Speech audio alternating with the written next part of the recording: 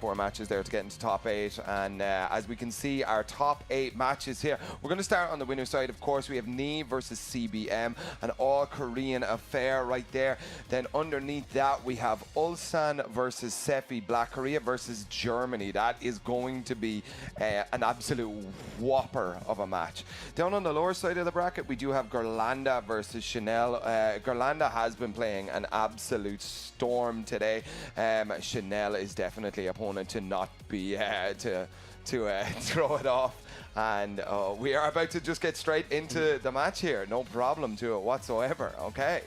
All right, so I guess the first question of this match is, what character is NI going to bring to the table? He's played 4 different characters so far this weekend. I mean, he's brought out the Heihachi, the Negan, the Steve, the Paul. We haven't even seen a FENG or anything that you would have expected, right? Yeah. I mean, it's NI, so I mean, the guy could literally pull anybody out. Like, I mean, realistically speaking, we're not going to see a Bear, and we're probably not going to see a Chloe, but I feel like the rest of the cast is available to play, you know? Oh, we got the FENG. Okay, we got, for you guys at home, running your own little pools, that's character number 5 from FENG from NI this weekend with the FENG. CBM going with the NOCTIS, no surprises there. Yeah, I mean, CBM really just showing with those back 2 ones, he's just been absolutely like showing how strong this character is. K-Wiz was saying yesterday that some people put NOCTIS up in their top 5. Top 5 characters. Maybe top 5 most annoying. Yeah. Annoying to fight, but all right, we're gonna see if he can show us some top 5 NOCTIS right now against a holy NI. The holy NI. Here we go. All right, we're already starting here. Top 8, winners side. All right, CBM trying to establish the jab and DF1, the basic Tekken. That stubby jab, though, it's going to get outranged a lot by a FENG. Wow, very quick. Just immediately block that low. Yeah. Just showing NI that, you know, he's seen this match before. Okay. Playing it slow, already 30 seconds done in the first round. Barely below half-life is NI. Okay. The whole set is like this is going to be quite the grind out. Yeah, long set. This is what we saw NI use in his match to make it into the top 8 when he was using the Paul. It was very simple Tekken, and only taking the opportunities when he could. 8 seconds. Neither one wants to commit to anything big. CBM with a small life lead. Nice! And that's going to waste just enough time from the runaway and be at the clock. Round 1 time over.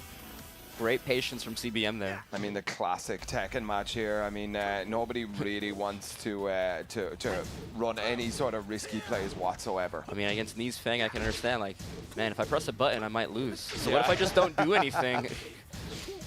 Again, so a little bit more of the same, but NI starting to be a little bit more aggressive. Gets the full conversion off the counter hit down 2. But CBM slowly kind of backing himself towards that wall there. He's going to have to do something to get a better stage position. Oh, another counter hit, though. Oh, NI thought he had the wall splat there. All right, counter hit. Gets some room for himself. He's got the rage drive, that big, great short shotgun. Is he gonna bring it out? Yes, we go. He tried to step block, but no dice. Whoa. Nice sidestep, but not enough to die. Frame trap with the down back 1 and 2 rounds now for CBM here. Just very slow, methodical, patient play, and making the most of the opportunities that he gets. Yeah, I like it that CBM just like worked out what he wants to do in this game 1 here, that you know, and put him in a situation where he has to push buttons and then just take advantage of it. Ooh, little sidestep, but no dice. He is outlaming NI right now. Really just not wanting to commit to anything huge, willing to play it like a little bit of damage at a time. Okay. Still waiting, 20 seconds in this 3rd round. Trying to get a big counter hit, the back 2, no dice. Just taking his time. Oh, nice block on the down 3 into the back 4. Almost dead again, spends it, but really decent life. He gets the wall bounce, And he converts it 3 rounds straight, all going down to single-digit time. Yeah. CBM game 1. I mean, CBM game 1 with a 3-0 as well. I mean, I didn't have that on my Tekken Masters event bingo card, that knee going 0 and 3 here in the winner's side, but immediately straight back in. But I've said it before, man. You play somebody like on the level of knee, every game just gets harder to win. So it's wild, yeah. CBM definitely, he already needs to have another gear. Oh, rare drop from knee. Yep. He is human. No break on the regular throw. Is human. Maybe some frustration coming out of knee. Possibly. Even machines can feel emotions.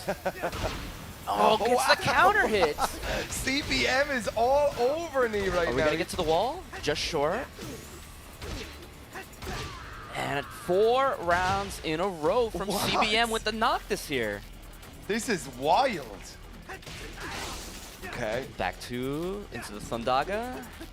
He's doing a great job of just controlling this FENG, slowing the pace down. And Knee's gonna have to be the aggressor here. Counter hit. Gets the wall splat. Trying to control the wall here. Breaks the throw. CBM gets some space. Okay.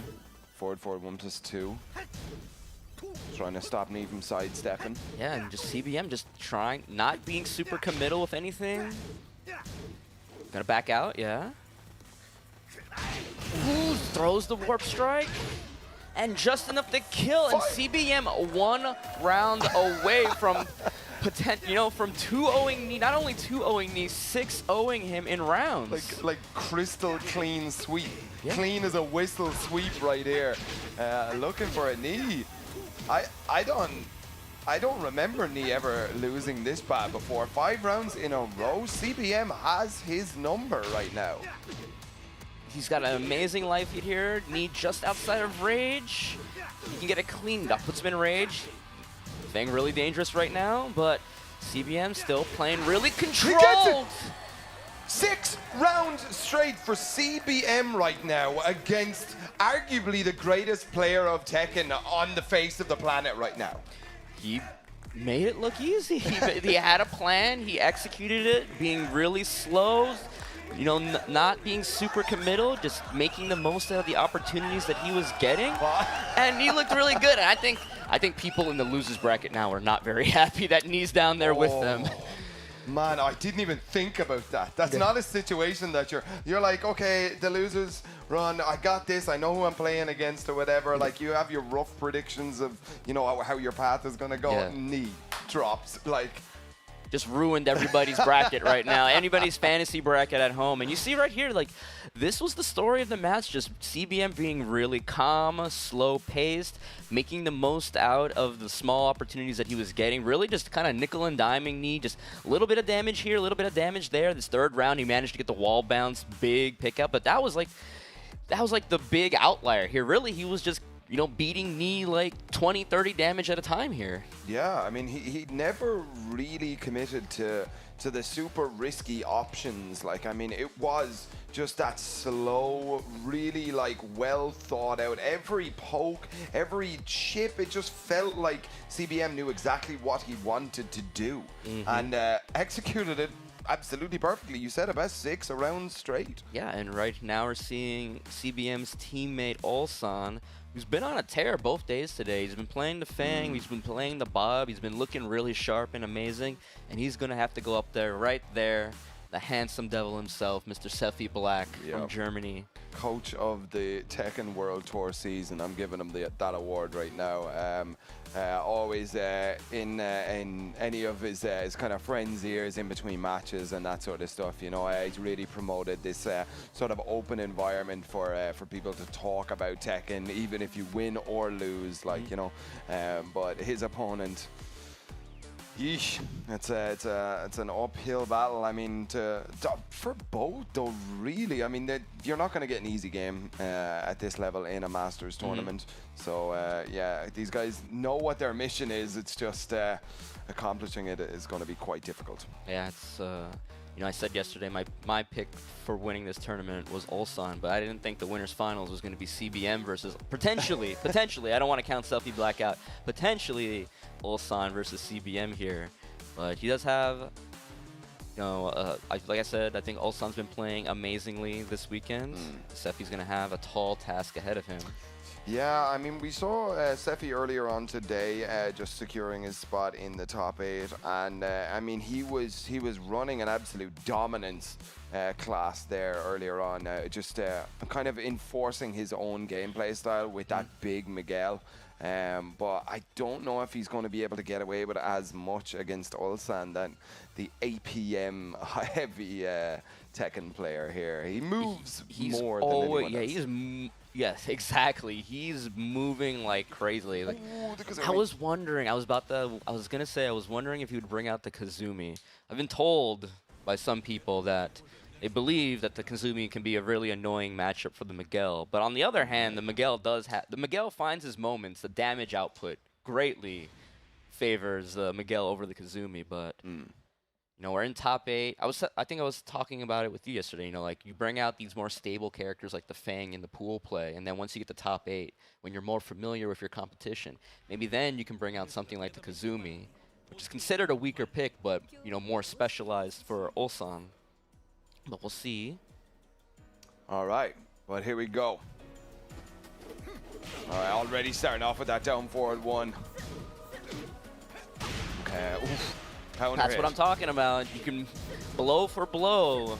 Yeah. Miguel can beat KAZUMI, but it's just about KAZUMI can definitely control Miguel a lot better. Okay,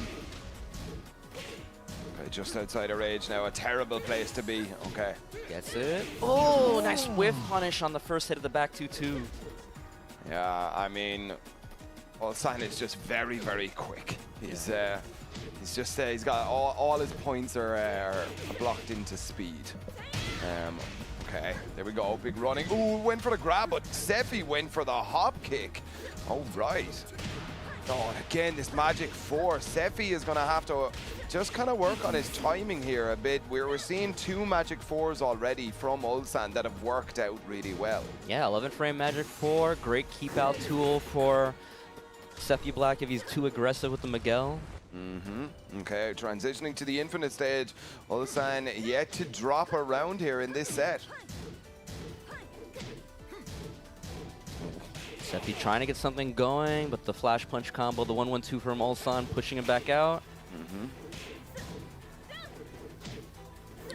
Yeah, he's looking a lot for that flash punch. You can see there the jab just constantly reaching. Doesn't want to let SEPHIBLACK do any of the big moves that he likes to do. Yeah, sounds weird though, and ULSAN not moving as much as you expect. He's playing against this Miguel like 1 backdash away, just outside of Miguel's jab range.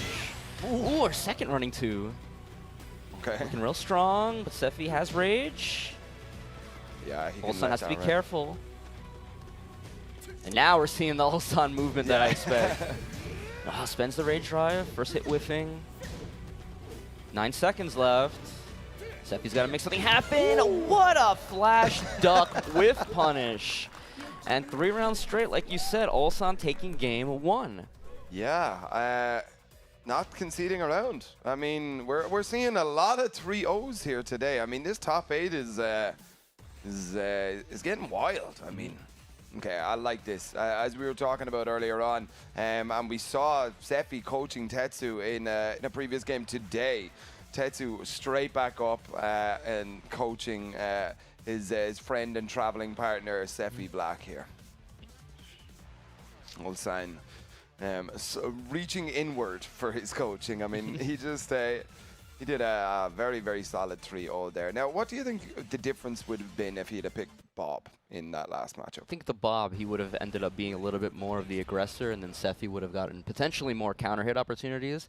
Like I said, the KAZUMI, you can play this slow pace, just pick at him, control the Miguel. And I really liked ULSAN, just 1 backdash range, you know, Miguel jab. It's a little bit of a meme, but it's stubbier than you think it is. Yeah. So just that 1 backdash range, you can sit there, you know, control him with the down forward 1. We saw the magic 4 come out a couple of times as well, the counter hit. So. Okay. All right, back in now. Sephi, what can you do? Still up on the winner's side of the bracket, so, you know, not out if Sephi drops this game here, but definitely kind of wants to sit up there in the winner's side of the bracket. Has that extra life to lean on. Ooh, counter hit, but they trade. Not a great look for Sephi right now. That was like his one big opportunity. Oh, nice punish though, evening it up. Oh, found the rage drive and just keeping it simple, ending it with the tiger. Okay, 4 rounds in a row. ULSAN, are we about to see another crystal clean sweep? No, magic 4 from Sephi this time though. Break it, yes. Get the unscaled ender. Now ULSAN with a big life deficit. Now he has to be the aggressor, and potentially Sephi can get some more counter hits of his own. Yeah, KAZUMI, definitely one of the characters very difficult to make a comeback with. She doesn't have any of those big moves that can take your opponent off. You just have to pick them apart. Yeah, her only like knockdown sweep is out of her flying stance. Yeah. So it's a little bit telegraphed. Great whiff punish from SEPHIBLACK. Has the wall control, and 1-to-1 on rounds now in game 2. Yeah, Sephi breaks up that momentum entirely there with that round. That was him very much in control. I think he's now realized what he needs to do in this game. You know, take that early life. Double sidestep whiff punish from ULSAN. Double backdash, I'm sorry. Ooh, kick her in the head. Ooh, punch her in the face. The second wall. He still has a screw. Wait, all the way? Just short. Unfortunate. Would have been some Reddit stuff right there. Nice duck, rage drive on deck again. Blocks it this time. Sephi still has his rage. Oh, he interrupted. Wow. What a reaction. That boy is quick, man. His skill tree is all on that speed side, man. Yeah, and ULSAN now match point here. 1 round away from moving on to winner's bracket to face his teammate, CBM.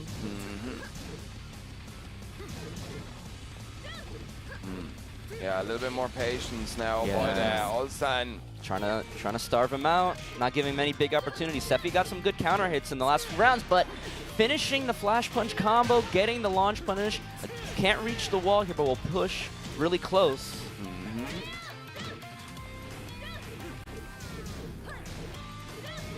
Just about even on life. Yeah. ULSAN will definitely make sure work it out with a single launch, but look at Sephi here. What a block. Block the second one. Rage now again. Similar situation to the last few rounds. Blocks it. 7 seconds though. ULSAN has to make something happen. 3. The dog job. 3 seconds left on the clock here. SEPHIBLACK 1 round away from equalizing the game, and ULSAN 1 round away from taking the set. Running 2 finds its mark, steps on him. Counter hit from SEPHIBLACK. This is gonna be good damage. Gonna run up on him for Oki. Hatchet kick. Ooh, but the running 2 finds its mark, evens it up again. These guys, the life bars have been so close throughout these rounds. Yeah. It's definitely a very, very even matchup here. Oh, counter hit standing 4. We should get the wall here. Fly 3. Is he dead? That's not it. He's dead. Wow. I mean, ULSAN, I feel like if that went to, if that was a longer set, Sephi would have been in a much better chance there. He was starting to work out ULSAN's timing and that sort of stuff, and we could see it there getting to the final round of game 2 there. Even though ULSAN took that 2-0, I don't feel like that tells the full story there. Really, really, really solid play out of both players. Yeah, like you said, Sephi was starting to figure it out. The rounds were closer in the second game, but just ULSAN, the speed, the tempo that he was playing at, just finding the interrupts, the block punishes, and the counter hits with that, especially that magic 4 at the very end counter hit. Just enough damage, perfect combo. Yeah. And now we're going to have a CDF winners finals with CBM and ULSAN. Wow.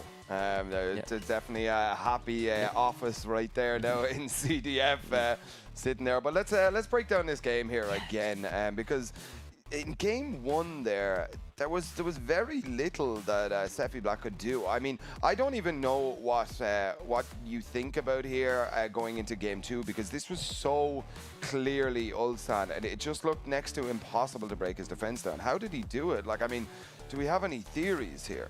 I mean, just Sephi just being able to find the opportunities better, just not being so aggressive with his offense in the second game, not giving ULSAN that many opportunities to control him, but just the reactions on ULSAN. I know Kalis mentioned yesterday that MIGUEL rage drive, just one backdash, it can be so easy to make the first hit whiff, and if you're ready to make it whiff, you see the interrupt right there, and then right here, the counter hit standing 4, perfect damage right there to end it, and ULSAN punches his ticket to winners finals. But now we're going to go to the loser's side of the bracket, where we're going to get GHIRLANDA versus that man right there, Chanel. Yeah, this is so GHIRLANDA has been like sort of a constant force in the Tekken world for a long time.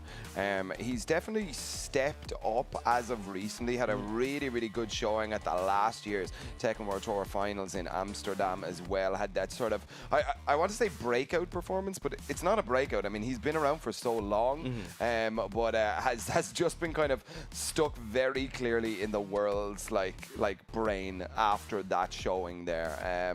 But you know, it's Chanel. He's one of the goats. Representing Team Korea in Gamers 8 as well, with ULSAN and Knee, actually, funny enough. But yeah, we are getting in. I assume we're going to see the ELIZA versus the versus the KATARINA. I mean, I haven't seen, obviously we haven't seen any of the matches that Chanel has played off stream, but on stream he's played the ELIZA, the Zafina, and the Kunimitsu. I don't think he's played the ELIZA on stream so far this weekend. Obviously GHIRLANDA, KATARINA, no dispute there. I don't unless some absolute like backdoor strats are about to happen, GHIRLANDA is going to stick to the KATARINA.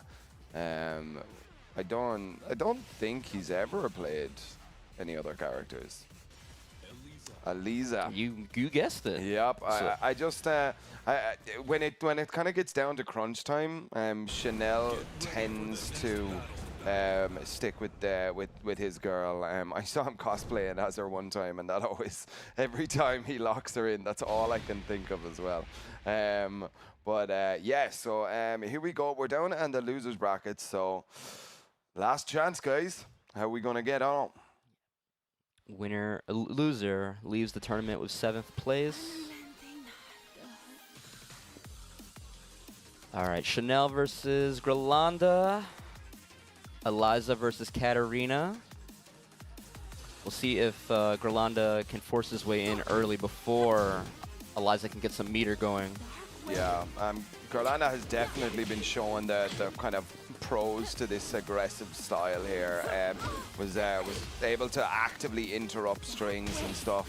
Very comfortable with doing that sort of stuff here. So yeah, I feel this round one is definitely all GHIRLANDA here.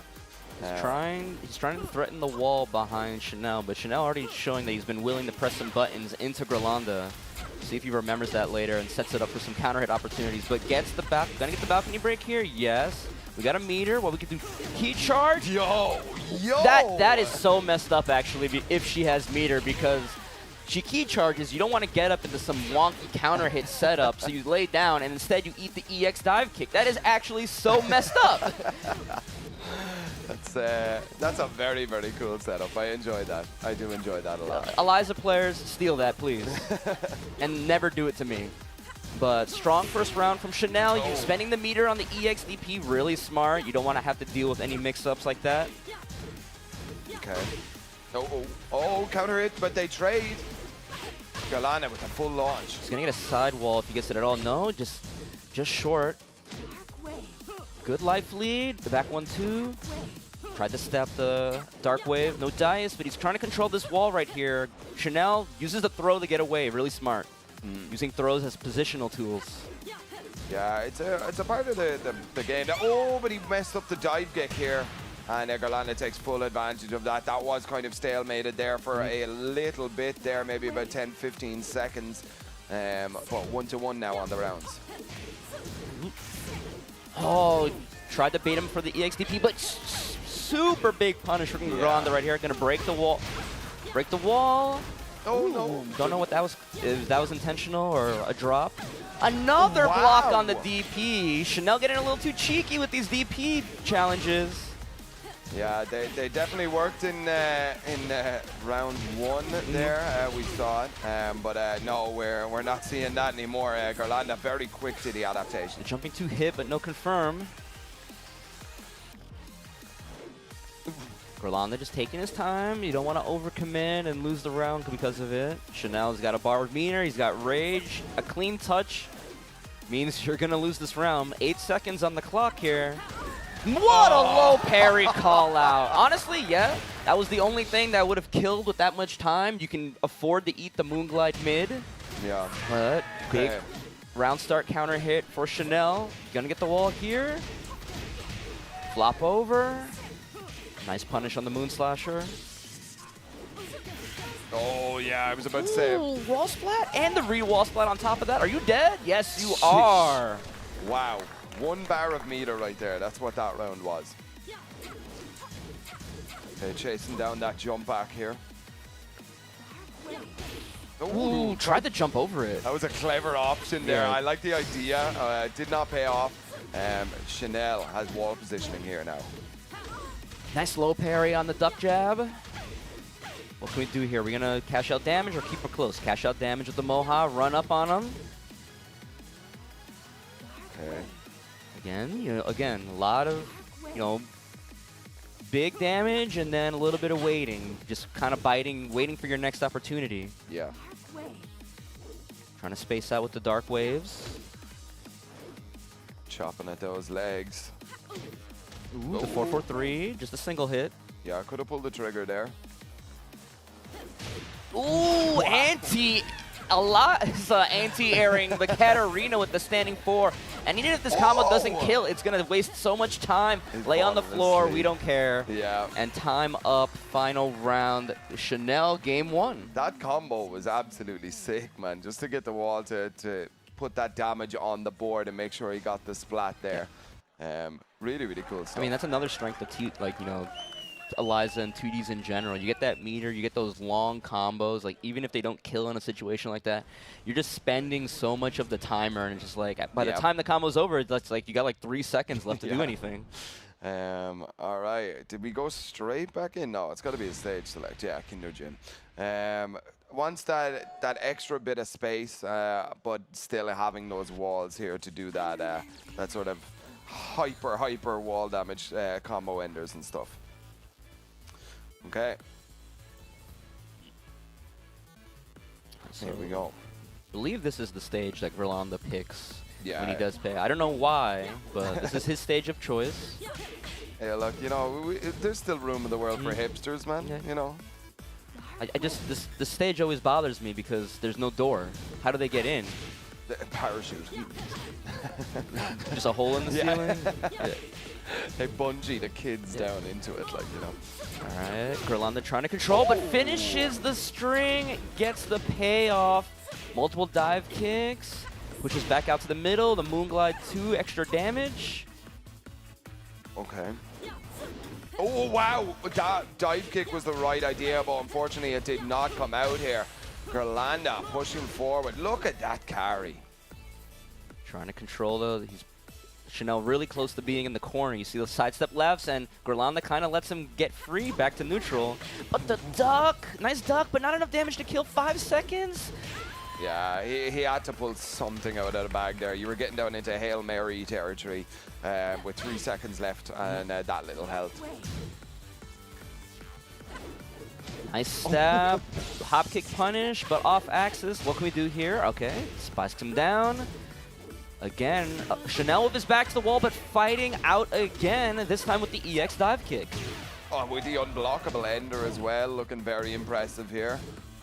Chanel, very, very comfortable on this character. Ooh, gets tagged with the dark wave. Chanel with a small lead. He's got a bar of meter, about to get his second. You get once you get both bars, you can threaten the down 3 into super if you get the clean hit. Yeah, that does when that ELIZA, especially with the clock ticking down like this, if he gets that second bar of meter now, it's GHIRLANDA's round 2. Ooh, now he's at the life lead with 7 seconds. Yeah, Chanel can definitely just waste time with something like this. Yeah. But manages to get the kill anyway with 1 second on the clock, tying it up 1 round each. Man, a lot of these games, a lot of these rounds in this top 8 are going the distance. Yeah, I mean, that round was definitely more valuable for Chanel being 1 game up. We are as well, if you remember, down in the loser side. Very dangerous stuff here, but look at GHIRLANDA making an early lead there. Oof, oof. Chanel trying to fight back. Get some space, but he's got, like I said, he's got about full meter once again. He's so accurate with those. He tried, I don't know why, he was very gutsy trying to whiff punish the first hit of EX dive kick and got tagged with the second. And now spent the second bar of meter, no dice, and the throw taking round 3. GHIRLANDA 1 round away from tying it up here. All right. Oh, just dancing, circling each other from a distance. A little bit of damage here. Full crutch low, that does doing chunky damage. Okay. Wow. Nice dog, small punish with those ball standing 1-1. Tried to block punish it. Dive kick. Spends the meter into the Moonglide 2. Not close enough for the wall bounce though. Alright now. Ooh, chunky punish and the down 3, enough damage. Potential final round here for Chanel. Yeah. To take the match. This is now, let's test the mettle of GHIRLANDA here. How do you approach when it's all or nothing right now? Throws out the hop kick there, does not see any results except for a punish. Ooh, whiff, big whiff. Punish from Chanel. It looks to be all falling apart right now for GHIRLANDA. He's trying to force the issue a little too hard, but still has about 60% life. Can make it work. 30 seconds on the clock. Ooh, didn't pull the trigger on the 4-4-2-4. There's the meter. The Ooh, unblockable. Oh, every Dog. little bit again? No, not the unblockable again. I know certain characters can power crush through that EX Fireball. I don't know if GHIRLANDA knows, or maybe Katarina's power crush is just not good enough for it. Oh! Ooh, 8 seconds, 7. This is so much life. Just lay on the floor. Yeah, unfortunately, it's a checkmate situation here. Oh, wow. I mean, I respect the attempt there. I mean, if he teched a little bit, or maybe it was a touch closer, we might have seen get a little bit closer. But yeah, damn, man, Chanel doing some jump kicks off the stage. He might be too old for that. You got to be careful, man. You might roll your ankle jumping off that stage. You got to watch your knees, man. Yeah, so Chanel moves on in the bracket. GHIRLANDA, unfortunately, we'll see you at the next one, sir. A really solid set between those two. Yeah, GHIRLANDA did a good job keeping it close, but Chanel just managing just 2-0, but it was close, you know. It's a meme thing to say, but this one from the first game, that is a messed up setup, and I hope no ELIZA player ever does it to me. The key charge into EX dive kick, but you know, GHIRLANDA had many strong rounds. These guys were playing it slow. Great low parry right there on the Moonglide 4. But, you know, at the very end, I think that very last round of game 2, just GHIRLANDA not really having an answer for the forward, I believe the command, forward 4-2 into the EX Fireball. Yeah. Just kind of letting Chanel rinse it on him over and over. Nice duck right there as well. But I think that was the big thing. Just Chanel saw that when he doesn't know how to deal with this particular ELIZA move, and when I need to waste time or I need to make something happen, let me use it. Yeah. Yeah, maybe. I mean, the meter usage as well out of Chanel is definitely something that is one of his strong suits with this character. I mean, he never really holds on to meter for too long. It definitely uses it, even if it's just for pressure in that situation. But yeah, that is the tail of the tape right now. Yeah, GHIRLANDA also exiting the tournament in 7th place. Okay. Looks like we've got one of the hometown boys up here. Now this is PRATHAP with the BRYAN. Looked really strong against Raging Mode. Like it was, that was a BRYAN. Like I think you said it was an exhibition. It looked like just almost a combo video with the BRYAN Fury. Going up against TETSU. Yeah, I mean TETSU has been just, I mean, cleaning up around Europe, doing some mad stuff, and just looking to secure some of these points, get into the finals here. Yeah, he's looked strong, but I feel like there's been a lot of situations, especially the first games of this tournament, where he's kind of looked very hesitant, maybe even panicky, just like not himself. And you know, that's where, you know, Mr. Coach SEPHIBLACK comes into play, stands up behind him, like rights the ship. And after those things, he's been, I feel like a lot of TETSU's matches on stream have been like, you know, either losing the first round or a first game, or almost losing the first game, and then looking way stronger in the second and potentially third ones. Yeah, I'm telling you, man, there's nothing stronger than a Game 2 TETSU.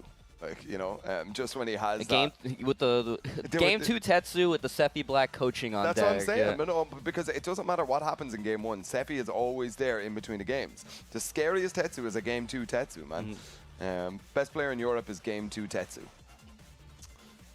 Yeah, we're probably seeing the BRYAN versus the CLAUDIO. I don't think there's going to be any pick shenanigans here whatsoever. I know Germany has a strong BRYAN in Starbreaker. Yeah, Starbreaker is really, really good. So there's definitely not going to be any, you know, character unfamiliarity at this point. Yeah. All right, we can hear it already. The crowd are getting a little bit electric. Their hometown boy up on stage there, up on the main stage here. Tekken World Tour Masters event, top 8 situation. PRATHAP on the BRYAN. TETSU on the CLAUDIO. See how this goes. All right. How many times have you seen Kinder Jim on random? I don't know. Usually you don't see it very often, but now we're seeing, well, you know, GHIRLANDA picked it last game, so now we're seeing it back to back. But so already PRATHAP, wow. Huge Hellraiser out of BRYAN with the wall splat, the mock punch high wall splat, double hands. So much damage so fast out of this BRYAN from PRATHAP. Yeah, I mean, wow, I'm telling you. PRATHAP entertaining the home crowd here. I mean, TETSU definitely saw his last game here. You got to be so afraid of that taunt. I was asking you, like, in between the break, how it's like, PRATHAP looks like better than I remember the BRYAN being yesterday. He looks better on day 2. Yeah. Game 2 TETSU and day 2 PRATHAP. Oh, the wild standing one against the wall. But messed up the dash. Great drive. Mix up. Okay, just resetting the situation. Life lead pretty close here. One counter hit from BRYAN will take it. Ooh, but the back one from TETSU shutting the door on round 2. Yep. Okay. 1-1. Here we go.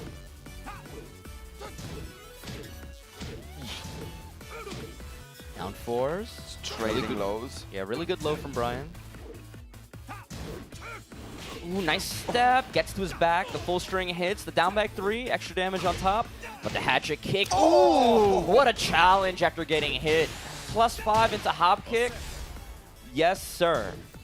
He'll take it. Oh, but the whiff punish, boom. Can we get the wall here? Yeah, we're right there, side wall splat though, the kickoff. Don't stand the... Ooh. This is let him come to me. Ooh, no whiff punish. Okay, a little whiff punish there. One little hit can take it.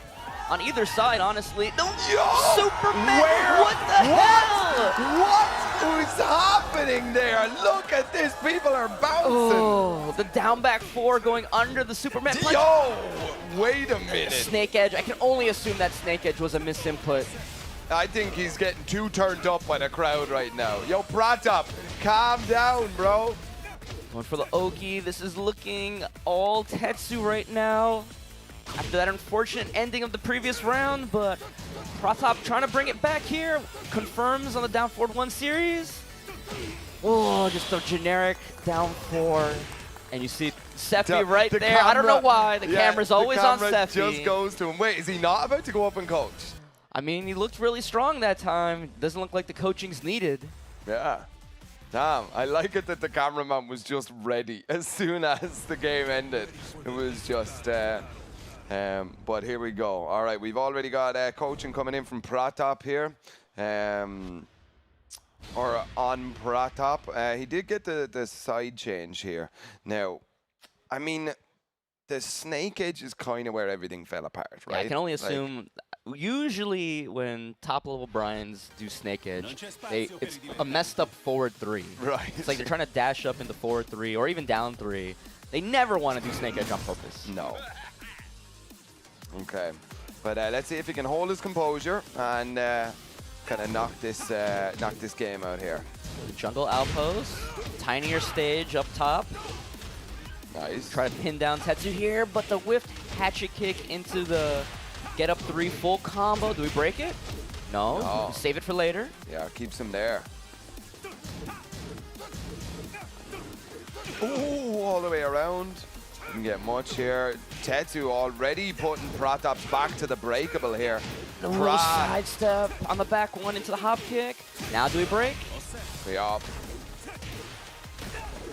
Try chase down with the Superman punch, but no dive. God. Try to threaten with the orbital and the cheeky down. That's the second down back 3 we've seen in this set. Running 2s. We go to Wonder Woman, the burning knuckle. That's the 4. This is looking like all TETSU's. Look like he's found his stride. Yeah. The wall's right there in the foreground. Ooh, sidestep back 1. No counter hit though. You see TETSU instantly walking left to pin PRATHAP against that wall, and now potential final round for TETSU to move on in the loser side. Yeah. Here we go. Oh, the sidestep 4 is doing so much work for TETSU right now. 3 of them. He's keeping him. He's so good at stage presence. Yep. Like, you know, exactly where he needs to be. Keeping his back to all the breakables, giving him access to all of these combo opportunities. Yeah, stage awareness and stage positioning is a huge part of this match right now. Oh, nice stop, but no, didn't pull the trigger. Where was the wall standing 1? Yeah. And the 1 down 3 at the end there, just enough damage to take it. TETSU's gonna move on in the loser side. That, honestly, that might be the most, you know, what's the word I'm looking for? The most confident, the most, yeah, like, I mean, performance I've seen out of TETSU all weekend so far. Yeah, I mean, we didn't even need Sephi this time. That's what I'm saying, yeah. man. We were talking about game 2 TETSU, man. I mean, he showed up in game 1. Yep. Like, you know, he just said, I'm just going to skip it, pretend you lost the first game, pretend SEPHIBLACK came up and coached you before game 1, like, you know. And it really, really did show. I mean, from the very start, I mean, it was definitely, PRATHAP was like, was working very, very hard here. And then I swear that Snake Edge just put a load of bad juju in his soul. The ending of this round, for sure, where it's just like, you win this as TETSU, you're like, sick, I'm the best. Yeah. And then at the end of this round, the previous round, it was in the middle of that round with the unfortunate Snake Edge.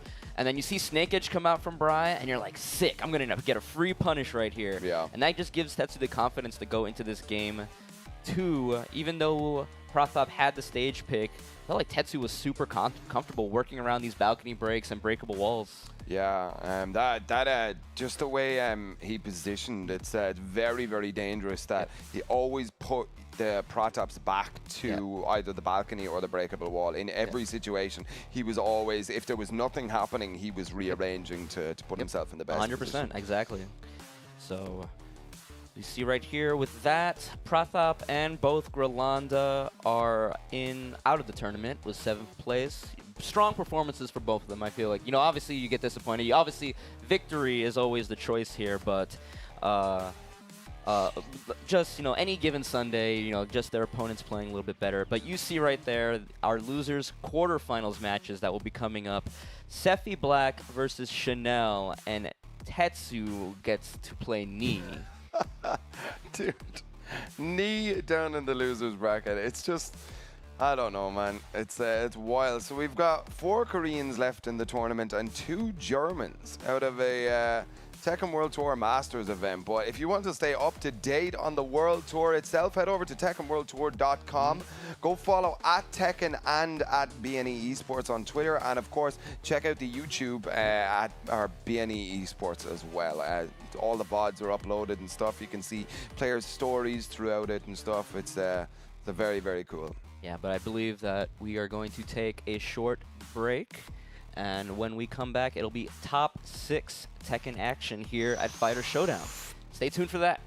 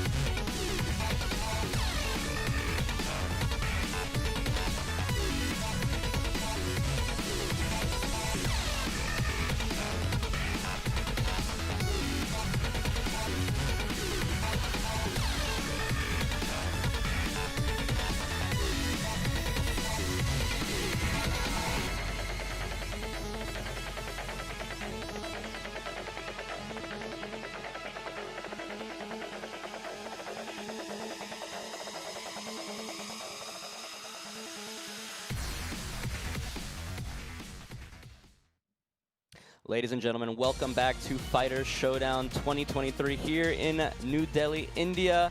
We've just seen our first round of top 8 matches, and unfortunately, GHIRLANDA and PRATHAP have gone home with 7th place. I'm now joined by my man Kwis, who really wants to talk about some toys. So obviously you guys know about the Game Dimensions toys by now. We've talked about them enough, but I've done something pretty special. So we know how there's interchangeable hands or whatever, but I actually put Kazuya's hand on Heihachi over here. Forbidden tech.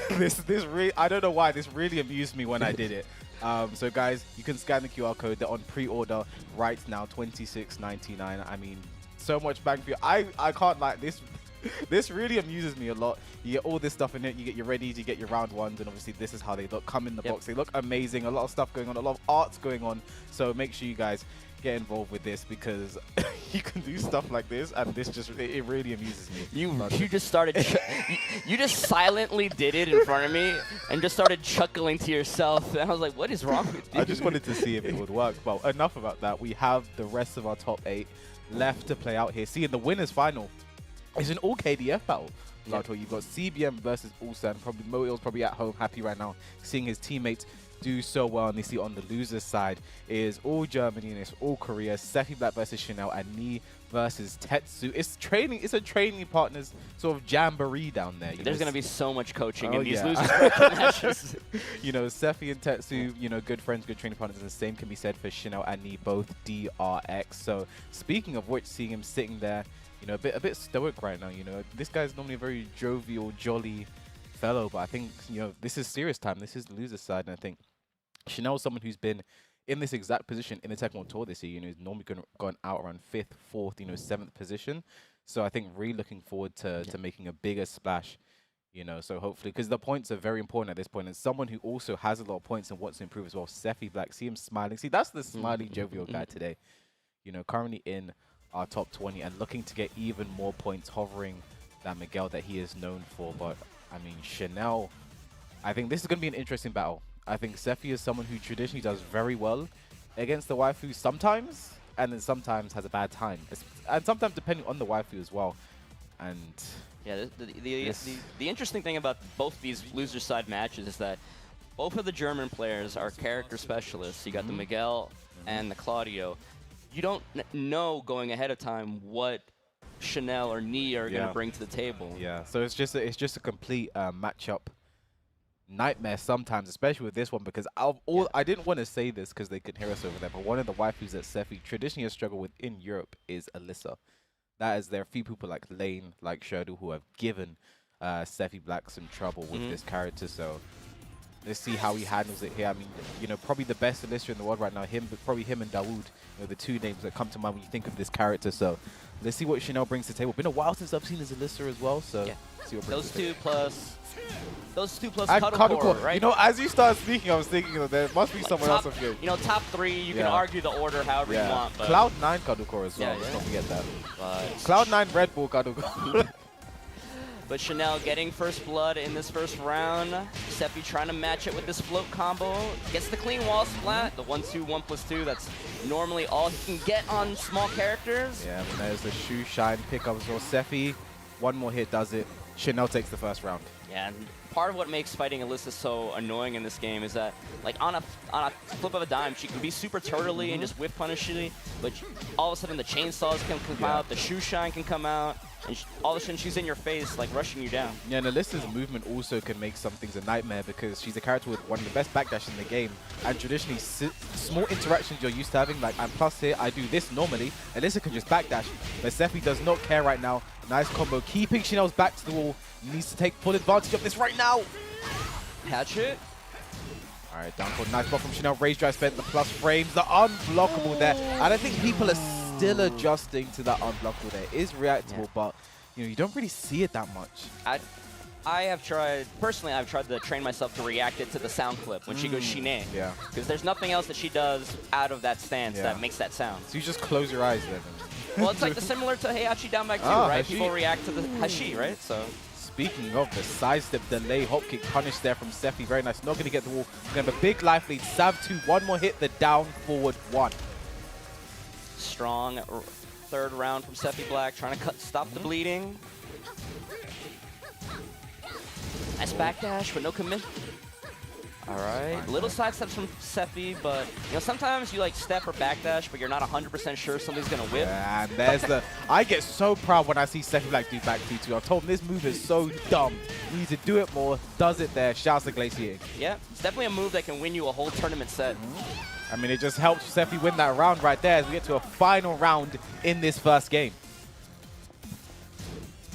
So you can take game 1 here.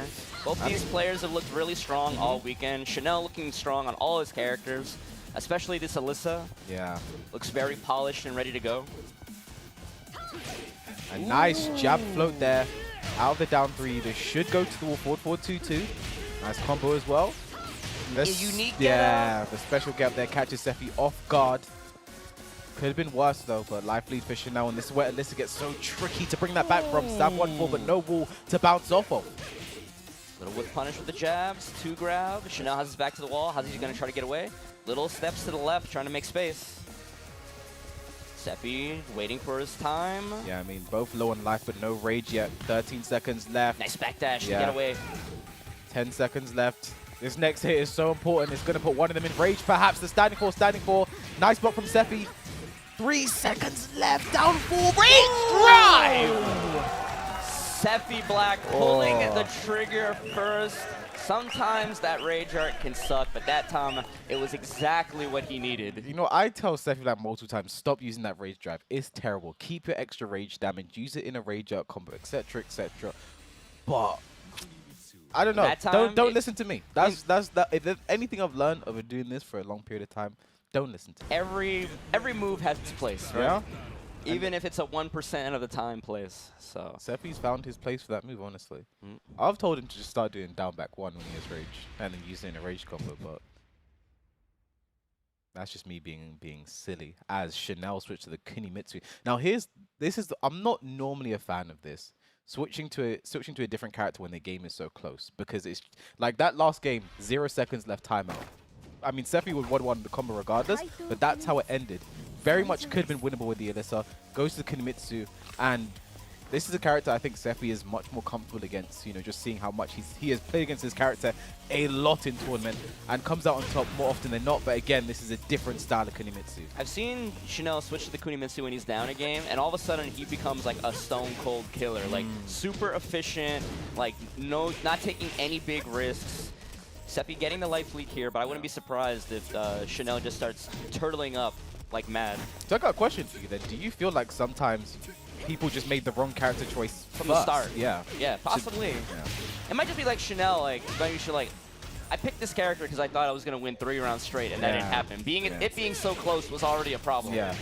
Okay, back forward 1. Very nice. Sephi places that solo. Sep down back 3. Is he going to live? Rage art, I don't think Sephi. Very unfortunate there. I mean, I like that rage art from Chanel. You know, he was in a bad situation regardless. The rage art literally gifted him the win there, so I like that decision there from Chanel. And this, I call that like a very season 1 rage art. You know, when you're at minus, you've been hit by something, you rage art. That's what people were doing, you know, back when we first had rage art. And I think people kind of forgot that's still a thing. So Chanel throwing us back to the past.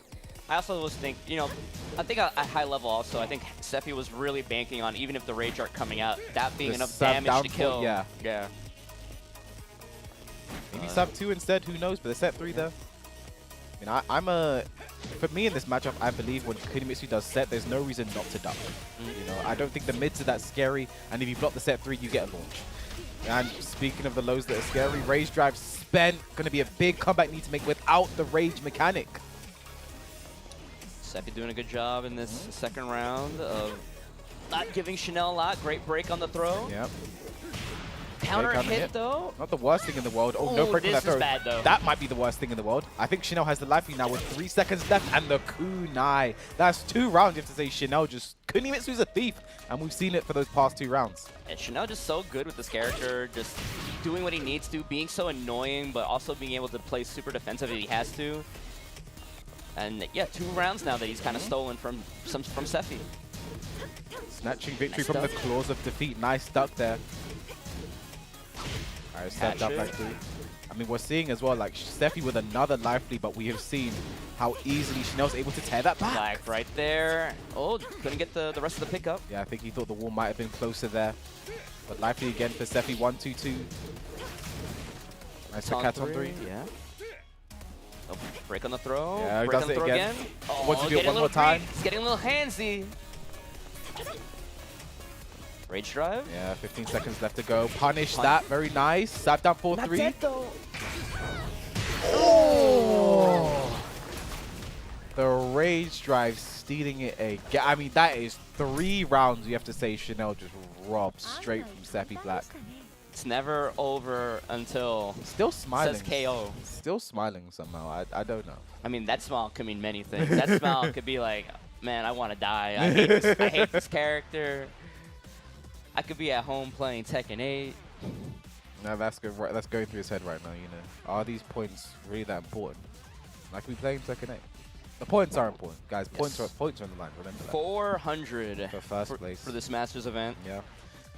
What's crazy as well, with the position Nia's in, you know, the only way he gets points in this event is if he finishes first. So, you know, you have to think he's really going to be wanting to get back at CBM for the loss he handed him earlier and get back to that grand final. So hopefully he can collect points from this event, max out on master events, and then will not need to travel to master events until besides Evo, because Master Plus is counted separately. But will not need to travel to another Masters event. So what do you think? What do you think the damn bad camera placement right there? Well, I was checking my arm for something. I should have alerted you somehow. Yeah, but what do you think the safe cutoff point is going to be this season? I want to say around like 12, 1300 maybe. I mean, we're talking you're guaranteed in 800 because that's winning Evo. But I would say to be safe to qualify around maybe the lower end, I'd say 700 is a good spot to be at. 7 to 800, but if you want to be like, if you 1000 plus, you're in the money, you know. Alright, again, now life lead again for SEPHIBLACK. I like how he's going for the abandon. Sephi normally a infinite stage picker, but I believe against a character like Kunimitsu, you don't really want to put yourself in that situation. You have to be able to be a pin Kunimitsu down. Yeah, and this should go to the... Just short, small character. Yeah. Break on the one throw, but Sephi's back into the wall, and then... Nice challenge. Yeah, he did that exact same option last time, so... Was not deterred by the last time that happened. First round goes to SEPHIBLACK in this final game.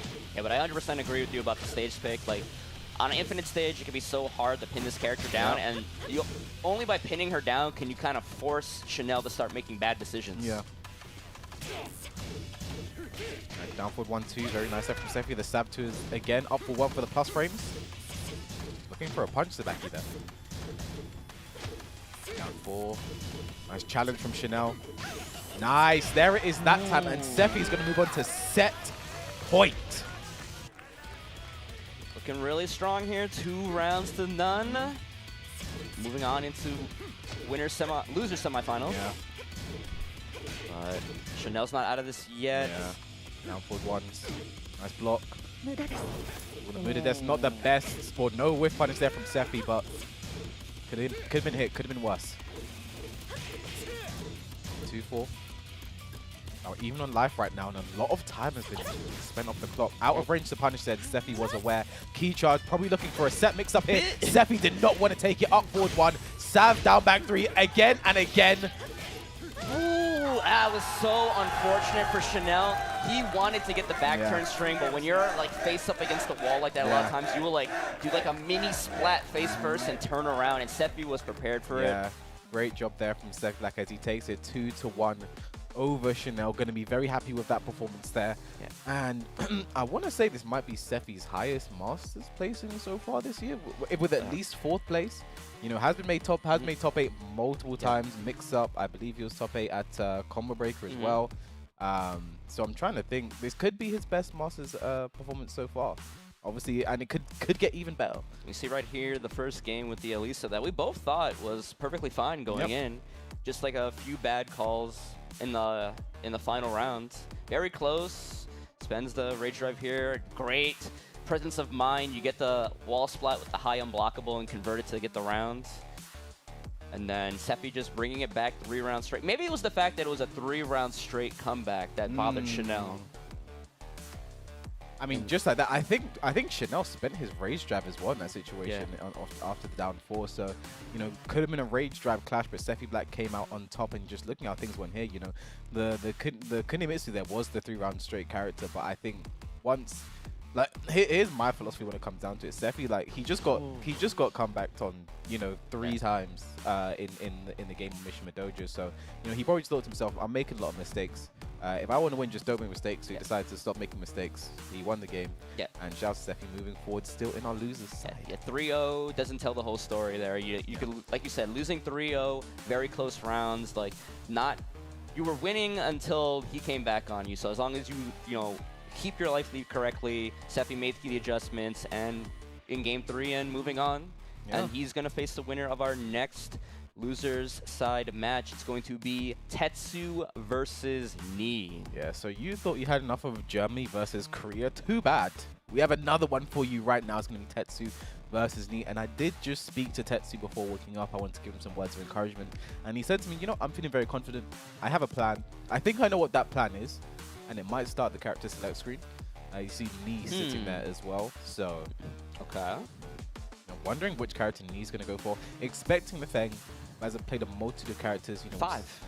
That 5 in total? Yeah, So that's Heihachi, at least on stream, Heihachi, Negan, Steve, Paul, and then the Feng. Okay, so there's been a lot of characters picked there. And so, getting into now TETSU hovering the Claudio.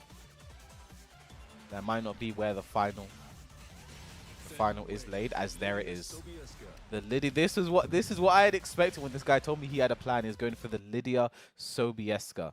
And against Feng, it's an interesting pick. I think Lydia has very good things to play into this matchup. I think down forward 2 is very good at chasing down back Kempo, keeping Feng in check. You get a counter on it, you get a nice follow-up. But one thing I don't like about this matchup is in certain times where Lydia has to go into stance like after 1-2-2 and forward 4-2. Feng can be really difficult to deal with that back one, just putting a stop to a lot of Lydia's pressure. Without her, if Lydia wants to stop him, she has to do an anti-mash option, which generally is unsafe. So let's see how TETSU handles this. He said he has a plan. I'd like to see it in action, Bloodhawk. It's a very confident pick. He did what you said yesterday. I'll wait for Nee to pick his character first. Saw the Feng. Nice punch parry right from the start with the blue sparks. Yep. Looking for the full crash down forward 2 there. Could have been punished way harder, but we'll be happy about that. In a nerfed Lydia world, what do you think is the best way of playing this character? I think you can't. I think the number one thing that's changed about this character is don't use red tape. Okay. Down back 3, just stop doing it entirely. I think most of her game is still functional. For example, you see the cat hell sweep there after down 4-2. You just have to commit to it. That first hit, clean hit range is not good at all. You have to commit to it, get the 2 hits. So just situations like that, you have to change a little bit. I think Lydia is still very viable at this point in the game. Yeah, I think just play her different. I think that hop kick is still amazing, and I think one of the most annoying things about her, how even when she whiffs, like she recovers so fast in a lot of the moves that whiff punishing her can be very difficult. Yeah. I think with a character like Feng, having access to something like shoulder as a whiff punish. I mean, it sounds nice, but if you miss it by a frame, all of a sudden you're... Yeah, but no one's punishing a shoulder on whiff. That's the problem. First time anyway. Eventually you get there. Nice block. Down forward 1-2. Down forward 2. Nice. Another, once again. Classic Lydia setup there. Almost back forward 4-2. Cat 2 again. Looking red tape. Looking for the anti-mash options, and I mentioned it earlier. You just don't use this move anymore with Lydia. Back to the wall, maybe. That was probably the only time you should use it. And I think Nee was like, damn, this is the time you should use this move. I mean, what does she have the wall splash you now at that range? Forward 4-3+4, I think, is the only thing. Forward 4-3+4? Okay. Outside of stance, I think it's forward 4-3+4 is the only thing. She lost 4-2-4. She lost Political Storm. Yeah, she lost too much. Yeah. Nice forward 4. Oh, goes for 4-4-2 there. Could have had a forward 4-3 instead for a flip over. 4-2, very nice. Nice punish. Yeah. TETSU's back at the wall now. This is where Feng gets scary. Nice. Just side steps out there. There's a down 4-2 as well. Down back 2, counter hit while standing 1-4. Again, that's a punch parry setup. Didn't go for it though. Ooh, that might have been a counter hit. Could have been counter hit. Knees like I want that counter hit now. Oh, TETSU went for the manual low parry there. 15 seconds left. Rage available as well. Spends it. The cat 1. 8 seconds left. Away from the wall. What can we do here? 5 seconds. Nice. TETSU, nice block, but is the wall going to mess him up here? No, oh, I it does love not. that.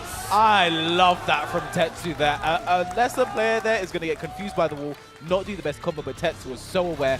Very nice work there. TETSU gets around on the board here. The Nee playing this up close game, trying not to let him get started with anything. You need ducking a lot in TETSU's face. He's only shown the hop kick once. The instant while standing 2. You want to duck? Very nice. Gets a tailspin as well. Can he carry to the next one? No. Yeah. Messed up his dash. Oh, down 4-3 catches TETSU moving. I don't think it's going to put him in rage though, so not the worst situation for TETSU, but hard to make the comeback without that rage mechanic. Punish that. Yeah. No knockdown. Honestly, in that situation, it might not be that bad, but only. It still hurts to see. Yeah. Oh, looking for a classic setup there. Nice, and you cannot do that. I mentioned it earlier, that Feng back 1 in those situations. What TETSU can do in that situation, if he is fast enough, is do the heaven enough 2, which is the low, which high crutches. However, if Nee is fast enough, I don't think it's going to get there in time. As Chanel is just hopping, he's trying to get rid of SEPHIBLACK. Yeah. Hops down over the crowd. You should just see Chanel tackle SEPHIBLACK into the crowd. It's like, they just start brawling in the stands. Yeah, I think honestly, it just came down to at the end a bad decision from Ted. And Chanel. Okay, now they're okay. I don't know what's going on here. Is this legal?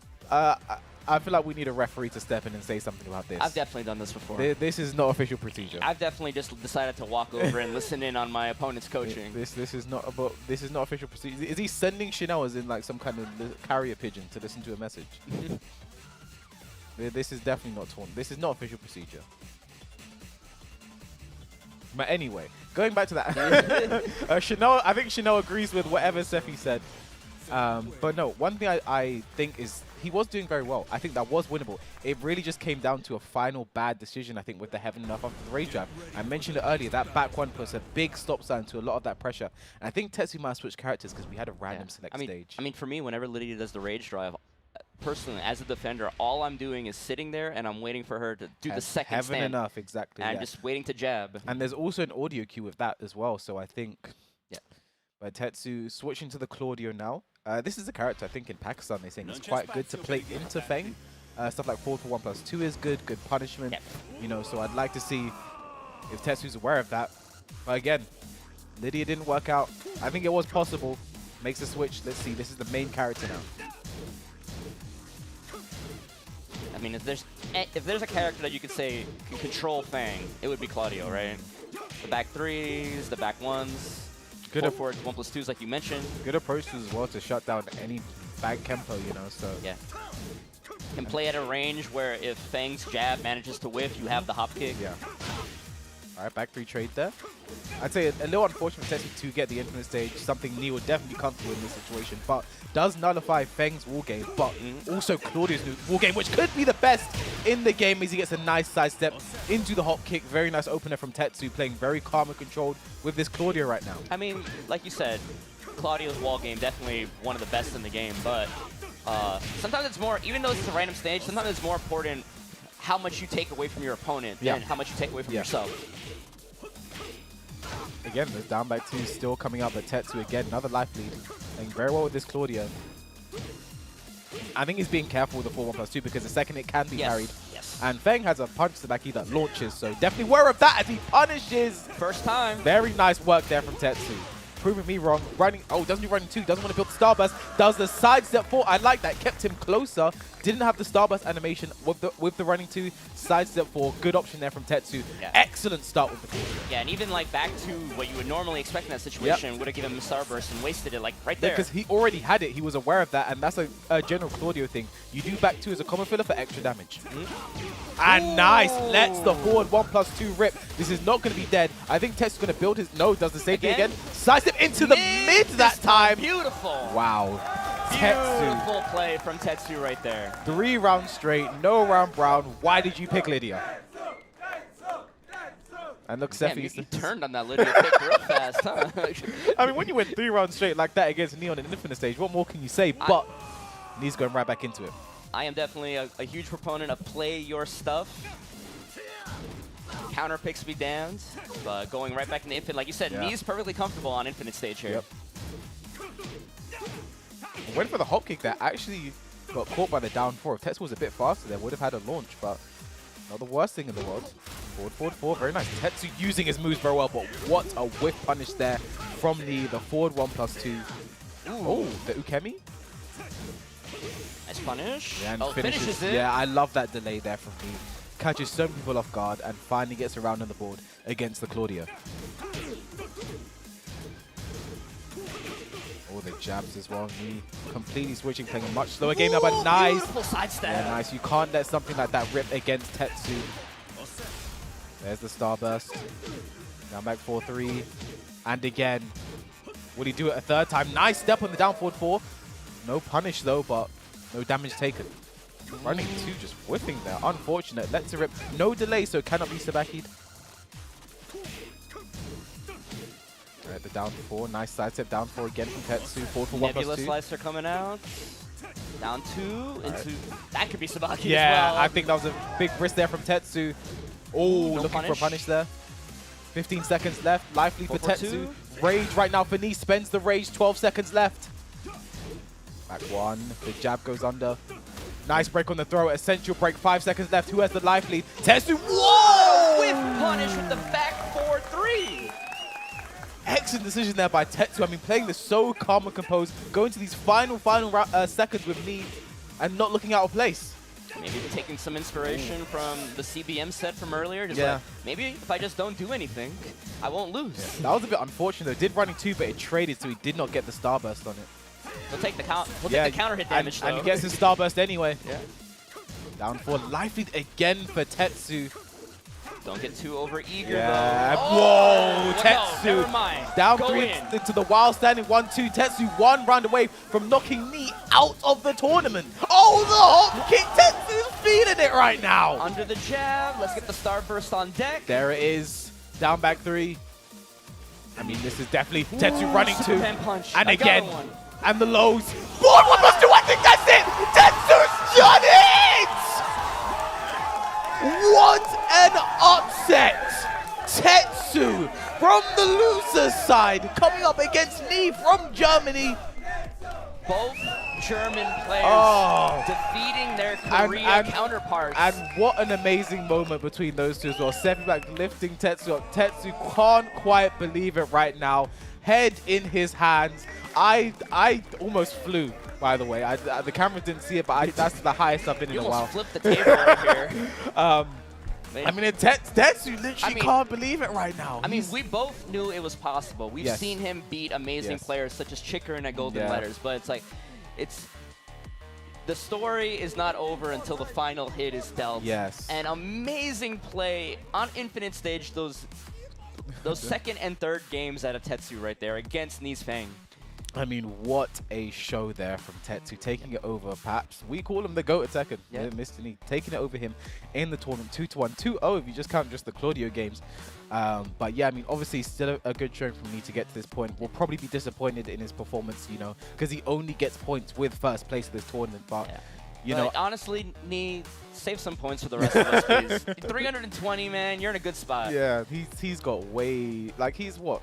He's first place right now. Yes. 920? Yeah. Yeah, so that's too many points, you know. But yeah, no, what a great show. And TETSU, you know, like I said earlier, could have made it happen with the Lydia, but you know, why this guy ever stopped playing CLAUDIO, my mind will never know. But I think just played that so well, played so confidently. And one thing that TETSU I think has kind of struggled with is switching his timing, especially in a tournament environment, you know. Yeah. Kind of plays very similar, does the same things at the same time. But I think the variety that he was able to show to me was very good, and the movement as well. You know, TETSU played that amazingly. And one thing I love that he did, I think, especially in the last round here, ending the combos with a forward 4 so we can get a mix-up instead of the running 2. You know, forward 4, and then the sidestep for the first time, then sidestep into the mid the second time. And again, when it came down to these clutch, you know, 5 seconds or less situations, TETSU really did not crumble. He did not falter. Yeah. Played this so well. I think here was where he did the down 3 into the wild standing 1-2. Right there. Here was where he did the down 3 into the wild standing 1-2 as well. Just playing complete confidence, running 2s, running 2 into a low as well. Only highs and lows. Backdashed. Frustrated Knee, excellent with punish. I mean, TETSU played that amazingly, but enough about TETSU. He's all right. He's a decent Tekken player. I think he did all right today. Because now moving on to the all KDF battle, it's going to be our winners final. It's going to be ULSAN versus CBM. Friendship with DRK is over. FRK is now my best friend now. It's like, if you told me that both Chanel and Knee were no longer be in the tournament, they were going to be out at 5th place, and the winners finals would be between ULSAN and CBM, I'd be like, okay, sure, but how did it happen? I would have been like, you've confused the sponsors around this. Yes. It's the DRX winners finals, and then KDF are going to be in the loser semi-final. But you know, I think just what a performance we've seen from both the two, CBM and ULSAN. You know. This is going to be an interesting battle, to say the least. Obviously, these two know very familiar with each other, you know, play each other a lot. And also, the last time these two played at FV Major, it was top 32. ULSAN did take it over CBM, but it was 2-1. So, there's a lot that can be taken from that, as ULSAN goes straight for the Bob, CBM goes straight for the NOCTIS. And I think in a longer set, in the first 3, you do have time to play with. You have time to, you know, experiment what character you go for.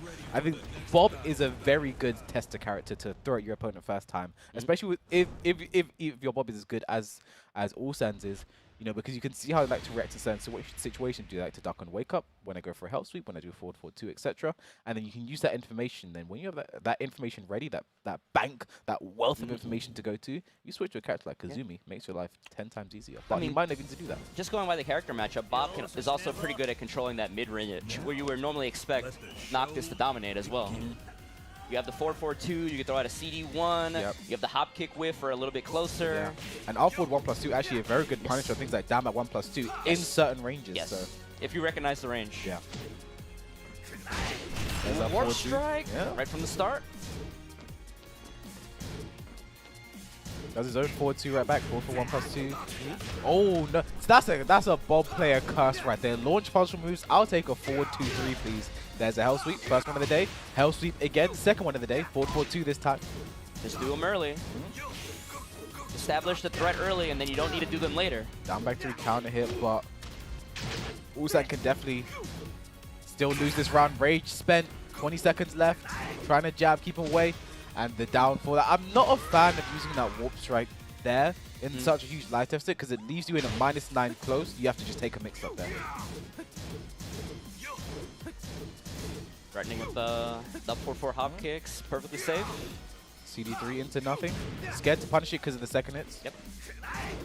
So again. Challenging with the jab. Both these guys trying to get the first big hit of the round. Nice punish there. CBM has a decent life lead. What a step. That could have been down 4-2, but the definitely down 4-2. The cameraman was not his friend there. Down 4-2, gets the count hit. They should go to the wall as well. Not clean though. Ooh, tried to get some extra, but flying away. And excellent whiff punish there, but no wall, but doesn't matter. Running stomp. All right, one round apiece here. Using the warp strike, just being willing to be in Bob's face at negative. There we go, it's paying off. He's using it very well. I think that's just ULSAN's a very, twitchy, jittery player, loves to push buttons, but keep out like simple jabs as well. I think CBM just predicting, the whisk from a certain range. So great call. And there's the back two. That's the first one we've seen so far. Another warp strike from up close. Nice block there from ULSAN. Back 1-0-2. And down forward 1-4. Gets the count hit. ULSAN in trouble right now. But it is only the first game. In a first to 3. There's time to play with. Yep. Lots of data being shown here. We haven't even seen a lot of 2-2 out of CBM yet. Wall bounce. No, misses it though. You have to delay that slightly sometimes from the angle. ULSAN not worried though. Down 2-3. Trying to pressure against this wall. Hell sweep comes out again. Yeah. Oh, big. Trying to cash it out and no dice. Big read there from ULSAN. Honestly, that could have been a miss. It could have been a wave dash into forward 4-2. Possibly. That does happen. Rage with now the spring kick. Get out of my face. Wow. And the full crouch low takes it. CBM game 1. He is playing really well on day 2. Insane today. I think there were a few things there as well. Like, for example, after the hell sweep, CBM stayed down. If ULSAN rage drive straight away there, he would have had the hits on the ground, guaranteed follow-up. So, definitely could have had that there. But it's just if they get up straight away, it's a waste of the rage drive. It's gone. You don't get to get anything from it. So, understand the decision as he goes to the FENG now. Okay. Could say a bit of a premature switch, but I guess ULSAN got to be confident in his characters right now.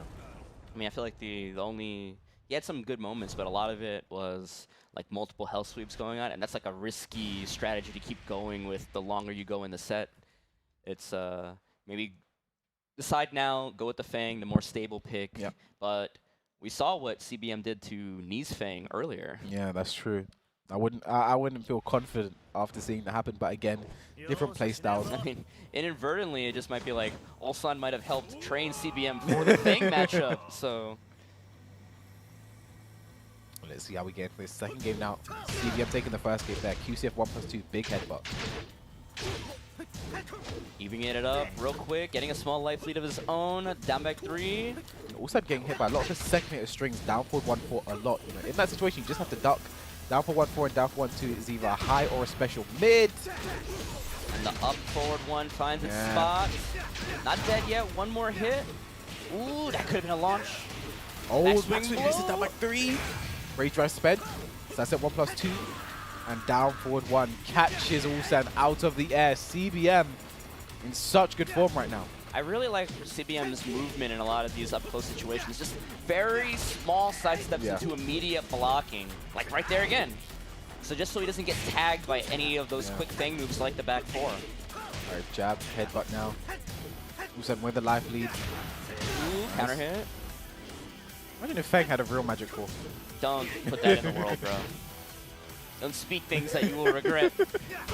Counter hit coming in a little bit recklessly. He could have taken his time. He had such a huge life lead. Oh no! And now CBM has whittled it down. Not dead yet. Wow, the backswing blow there. ULSAN barely staying alive in this second game. And I think that's the big difference between ULSAN's FENG and, for example, Knee's FENG. Yeah. He's willing to bet it on these backswing blows if he has the read. Yeah. It's that youth. Yeah. The recklessness of the young. Yep. Real bit. Trying to control the wall here. Yeah. Back 4 just keeping CBM in check. 1-3 gets the count hit. Back turn. Big ULSAN round here. Not enough to kill. One last chance. The spring kick again. Yeah, CBM looking like a big spring kicker today, but there's the forward to ULSAN finally looking like he's in control in this set. Challenging the down back 3. There's minus on here, he knows that. And the dash in, nice back dash there from CBM though. I just find that FENG's down 4-3 is one of the harder moves in this game to whiff punish. Always feels like it's gonna hit. Whoa. If he had held back, he might have gotten away, but he committed to the back turn too. And CBM does that a lot. Alright, back 2. But the wall's right there, he's got himself, he's got to get away. Headbutt plus frames does it again, down 4-2-2. Emo man doesn't put ULSAN in rage though. Down back 3, and the Rager. No. He did! Got him, he did another down back 3. CBM with a great read. I mean, this is someone he knows very well. Great Rager on CBM. Final round, second game. ULSAN being a little bit too eager to close out that round. The up pop kick, trying to go for the counter hit. The warp strike catches the back Kempo. Yeah. Another good option right there, catching back Kempo. Honestly, CBM playing this so well right now with the NOCTIS. Gets him out of the air. Forward 4-2, running 3 for the plus frames now. Down 2. Down 2 again. Ooh, avoids it. Sidestep back 2. For 1+2, down back 3, just poking away right now. And CBM completely fine just playing this little bit of damage at a time against a character like FENG. I haven't seen the parry come out yet from NOCTIS. Oh, nice dark. Oh, gets the float. This could be dead with a rage. It's a drive. I don't know about that decision, CBM. Oh, he still works out Thor again, ending it with the full crouch down 4, challenging. Yeah. Well, that was stressful to say the least there. I mean, that stage, those octagon angled walls, he really wanted that re-wall splat with the 1-2 and it didn't work out. Like, I was just thinking of going for Rage Out, keeping it safe, getting that guaranteed damage, but he wanted the kill. CBM was going for the guaranteed kill, And still managed to salvage the round, though. And now 2's 1-1 right now. No, actually, no. 2-0, 2-0. Sorry. I almost gaslit myself. 2-0 CBM in this set against ULSAN. Nice whip punish there with a 4-3-4, but again, misses the combo. I mean, that's why we don't really main the character. Situations like that can be very weird. Speaking of weird, I don't want to talk about the end of that round. Second round in the potential final game here. Just chalk it up. FENG round, weird things happen. Let's just pretend it didn't happen. Let's move on. Yep. Bad spear. Most likely a forward. Yeah. 1+2. Happens very often to NOCTIS. Wow, back to threading the needle there. Down 2-2, nice patience from ULSAN. Down 4-2, not the best punish on it, but I respect CBM being like, okay, I'm down in the round, but I'm up 2 games. I can afford to play a little bit more wild.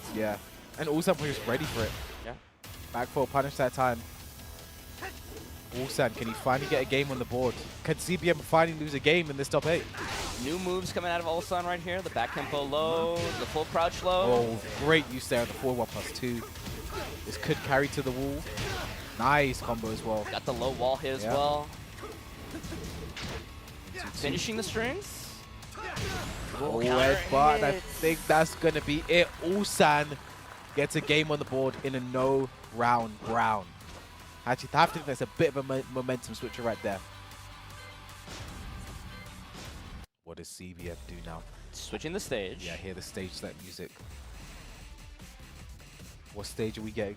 Definitely was getting pinned down a lot on Precipice of Fate. Going to Infinite, it looks like. Infinite Azure won. A good decision, I think. You take away a lot of FENG's game by going to the Infinite stage. And NOCTIS, all the space mode to move around, has one of the best whip punches in the game. We're down 4-2. Ways using 4-2 as well. Like, I think having more space is so good for CBM right now. And another example, like we were talking about before, where it's just like, obviously NOCTIS has some grimy wall stuff that can, but it's just more important to take this away from FENG than worry about it for yourself. Yeah. And screaming at his fist for some reason. You don't never hype yourself up? I don't just... I'm looking at my fist right now. I understand. I understand. Okay, lively again for ULSAN to start off with. Looking very good. Down 4, playing the Pokemon very well. Yeah, no punish there from CBM. Counter hit. Counter hit. And wow. Another new move coming out. Man, I haven't seen the split kick punch in forever. Oh, just lets the forward 3-4 rip. ULSAN, what are you doing? Forward. This is an okay situation now. ULSAN, how do you get up? Nice patience there, but almost works out for CBM. Went over him, tried to get something going, but ULSAN managing to get first round of game 4. Gets a little bit of the 10 hit. ULSAN moving a lot more confidently right now. More move choices coming out.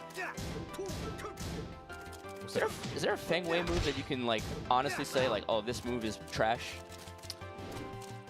I'll back 2, kind of, I guess.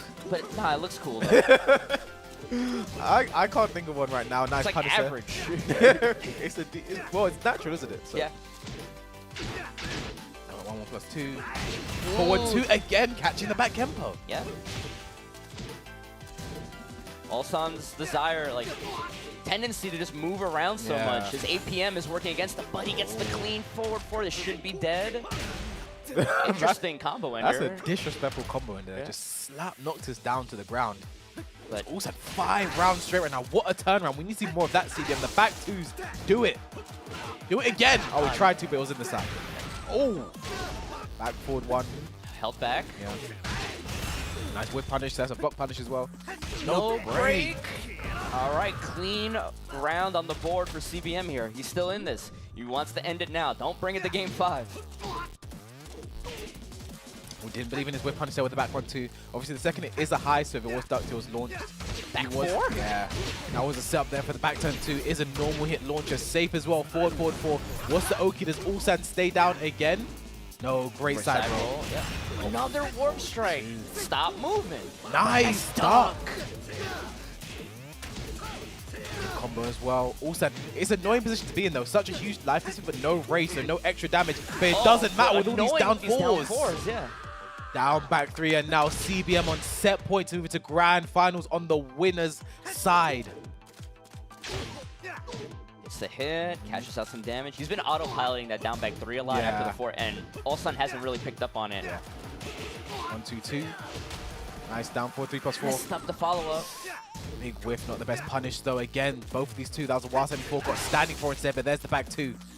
CBM, what can you do now? Forward 4. Blocks this time, 4+2. Beautiful punish again. It's a good punish because it's a homing move. Yes. And NOCTIS likes to get away. But he does get away that time while standing 2-2. What's the Ogi here? This could be the most important decision of the tournament. Down back 3, while standing 4, raise drive spent. 4-2, Wisp with a range drive whiffs! Why would you do that? ULSAN, you might have thrown this one away, but 15 seconds left. Back 2, and CBM moves into grand finals on the winner's side. Feeling good, feeling relieved. I understand the Rage Drive is a faster move, but you were getting the consistent punishes with the forward 1+2. Yeah, also hit rematch by accident. But no, one more. We're not done. But yeah, I understand what you're. Well, that's completely right there. The forward 1+2 worked every single time the forward 2 whiffs. So why would you go away from there? Though a simple answer could be the cameraman could have messed him up. Could have been forward 1+2, got back 1+2, got the Rage Drive instead. Yeah, true, true. But then, like you said as well, back 1+2 as well, the Rage Drive, you know, such a good move in general to throw out. Could have expected to also work as a whiff punish in that situation. Just got unfortunate. And that's the thing, those small decisions, those small little moments can really just decide an entire tournament. You know, as we look at the replays we had here, I mean... Like, small decisions like choosing to go with the Bob first. Yeah. I mean, the Bob wasn't doing terribly. You know, again, it was just small decisions, like when he got the Hell Sweep in the potential final round. If he just did Rage Drive straight away, would have hit CBM on the ground, but he waited, got spring kicks, so I was doing a lot of spring kicks from CBM in this set. Yeah. And I really liked as the set going, especially once the FENG came out, their move op choices started opening up as well. You saw the full crouch low from FENG, you saw the split kick, mid punch from full crouch as well. Saw a lot more back tempo stuff coming out, which was getting tagged by the warp shot. You saw these backswing blows from FENG. Slow-mo in this game is so weird. It looked like that FENG took like an extra little moment to get away from the down 2 there, but slow-mo in this game has been interesting. I'll still never forget the Asim versus Kudan's moment of versus fighting the full crouch down forward 4, but yeah, I mean, look at this as well. I mean, again, down 4 challenging again. I mean, these two, they know each other so well, played so much for many years now. Forward 4-2 hitting, I think, CBM on wake up there. And again, huge light of sit. CBM knew he needed something big, just went for it. It didn't work out. But I think the biggest decision here was the infinite stage pick. Worked out so well for CBM. Was able to breathe a lot more. I mean, ULSAN still look good in this game, but I think the fact he has more time to think and, you know, play around things nonsense on the infinite stage really not getting pinned down, not doing anything. Exactly. There's a lot of situations on Precipice with the wall carry into the wall, getting pinned down. But you see, it felt like, especially the game that he lost, he started straying away from the back 2 and then bringing it back for the final game. That's such an amazing Noctis Why would move. you ever stop using back 2? Like, what are you, scared of getting punch parried? just do it better. But you see right here, CBM waiting in our winner's side grand final. This whole, if you have a fantasy bracket at home, and this was, if you picked this as your top 4 at this moment, I need some lotto numbers from you, You're an oracle man. of some kind. You know, you have a crystal ball with a lot of information, with some information. If you guys would like more information, make sure you check out all of the socials here to follow to stay tuned in. TekkenWorldTour.com is where you find out all the Tekken World Tour news, and at Tekken and Beanie Esports on Twitter and Beanie Esports on YouTube. Also, they post the VODs there as well to after the tournament is over. And the tournament is not yet over, but we're going to take a short break, and when we return, we'll get our final top 4. See you then.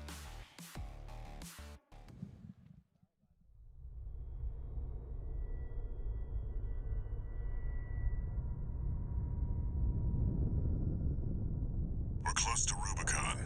Wake the dog up.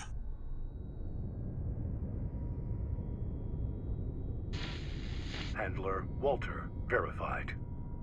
Activating cerebral coral control device.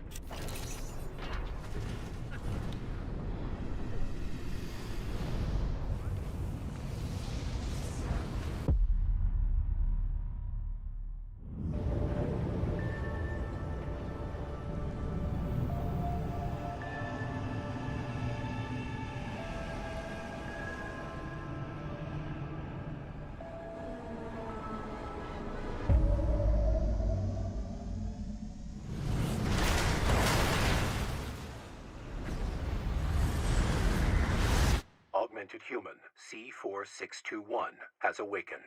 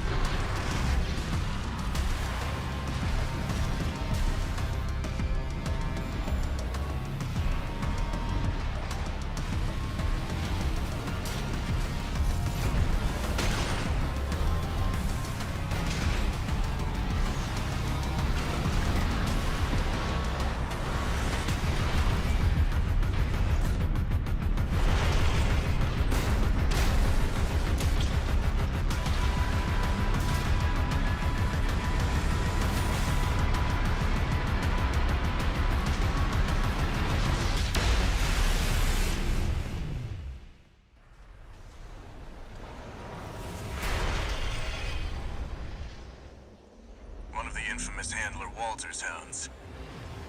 Interesting. You ready to climb the wall? Call sign Raven. Priority subject for termination. High on the list. A call response from the generator. Watch out! Why hide behind another's call sign?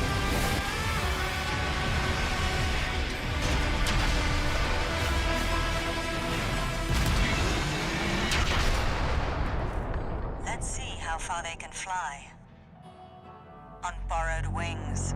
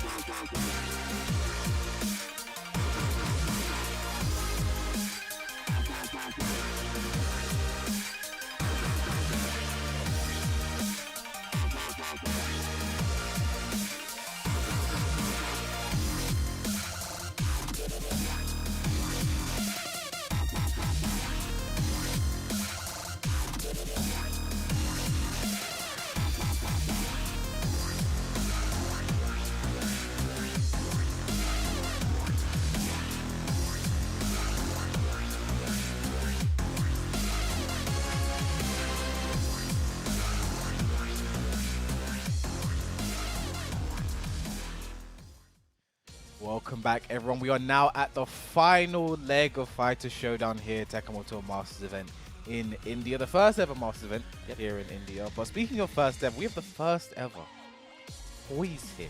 Well, not the first ever toys. Well, they could be. I don't know. I'm not a big toy guy. Give me my hand back. You stole my hand. I mean, does that mean Kazuya has 3 hands somehow? I don't know. But yeah, guys, these are the amazing game dimension toys. Taking your hand. Are you gonna swap the hand? See, you're having too much fun with it now. This is, I mean, actually, to be honest, look how much fun it is to play with them. You know, swap the hand, you can do some role-playing stuff. You know, you can have a good time. You know, like Heihachi can like grab Kazuya. You wanna hug? This doesn't fit the canon. These two would never hug at this point. You never had your own like head canon that they worked it out. No, but anyway, we're getting off topic.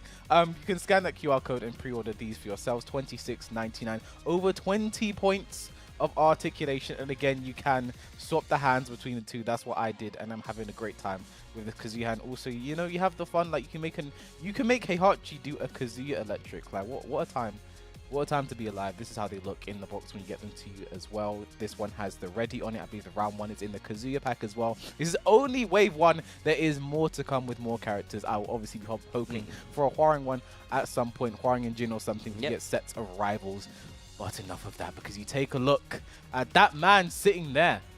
He must be feeling good about himself. You know, he has just come off a win against Ni, going down in the first game, picking the Lydia for some reason. I don't know why he did that. And his opponent will be someone very, very familiar to him. It is somewhat of like a mentor to him. You know, SEPHIBLACK, you know, the guy that helped him get into the scene. He's already smiling. Look at these two. I think where happened, these two are going to have a fun time. I have a very important question. Yeah. Who's going to coach him? This happened at Headstomper Top 8. I think they played at losers quarters, not losers semifinals. And where did it up happening is they coached each other still. After the loss, they still go up and they coach the other person, because the thing is, there's no HK here, there's no DBP, there's no ancillary German player to sort of be the guy to help them out here. So, you know, they are on their own in this set. And the thing is, I think this is a point where you just don't, you really don't need coaching to play against your coach, training partner, mentor, father figure, brother figure. Like these two, honestly, they travel a lot together, good friends for many years now. And I think just I think it makes me very proud to see these two, you know, getting this far.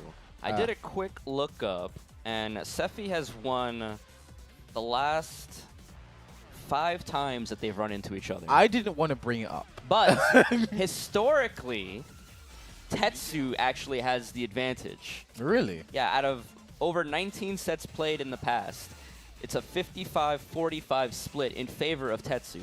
It's very small split. But and the thing is, these two are friends. I don't think you saw what he just did there.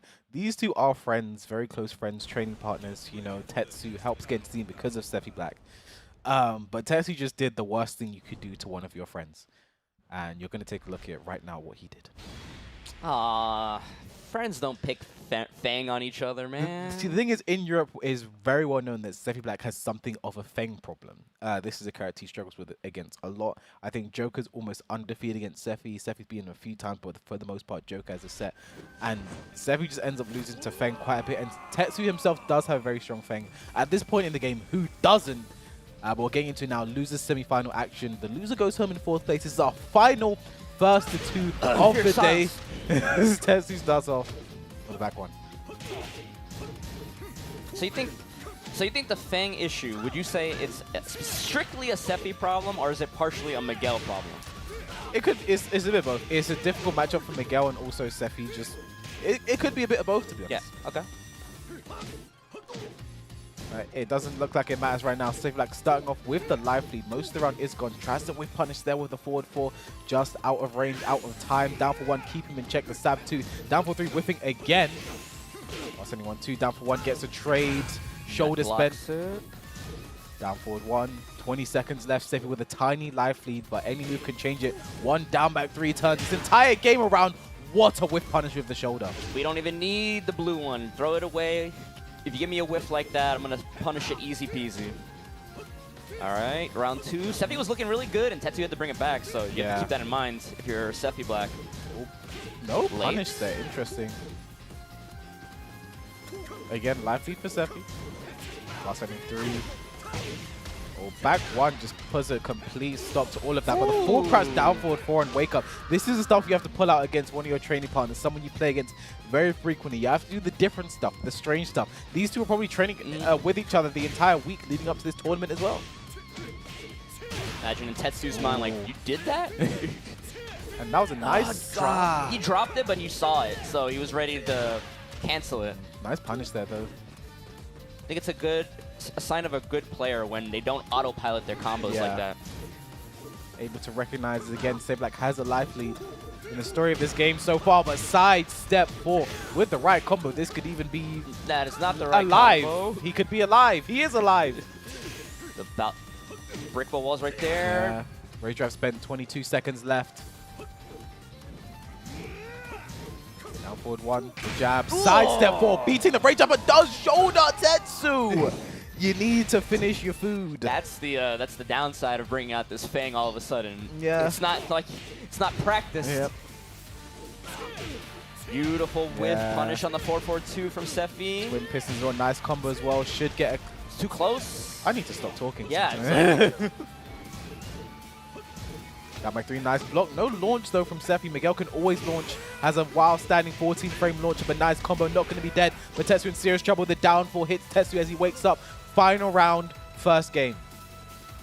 Who's going to take this first game? First of 2. It's only loser semifinals. I think TETSU did there as well was a punch to the back. He's probably looking for a downfall one from Sephi. Something he is known for, but nice whip punish gets the block punish. Beautiful combo, holding great weight. Big punish on the punch parry because of that forward 2-1. Whoa! Climbing dragon. What a whip punish there from TETSU. It's not over yet. I think he tried to look for a rage drive there. Running 3 has the plus frame zone and the whip punish from TETSU. It was ugly at points, but TETSU gets game 1 with the FENG way. And that sidestep 4 into shoulder. Yeah. I mean, the thing is, normally that hits sometimes, but it's just I think FENG's shoulder hitbox is very inconsistent. And now, Sephi thinking very hard right now. Off the top of my head, I do not know Sephi's Masters standings. He has had top 8s and multiple Masters this year already. However, I do know if a 4th place does net him points here. So SEPHIBLACK doing some serious thinking right now. What stage does he go to? Hammerhead. He wants to keep the walls in play here. Again, definitely a winnable game there for SEPHIBLACK. It took TETSU to make a Herculean comeback to stay alive. So honestly, probably still feeling good about himself. Yeah, and little mistakes on both sides. You know, we were ragging a little bit on TETSU's FENG, but Sephi had some errors, some, not proper combo spacing to the wall. So both of them can clean it up a little bit. So it's the Hammerhead stage now. This is do or die for SEPHIBLACK. Sticking with the Miguel as expected. Okay, I had to look it up real quick. Both of Sephi's Masters placements are 7th place. So Sephi does walk away with points here today. Yes. Regardless, but obviously you want as many as possible. Sephi currently in the top 19, but definitely not safe. So this is an important event to get some points out. Nice back Kempo 3 there. Gets the launch to the wall. Flip over for Oki. Nice duck. Not a big punish though.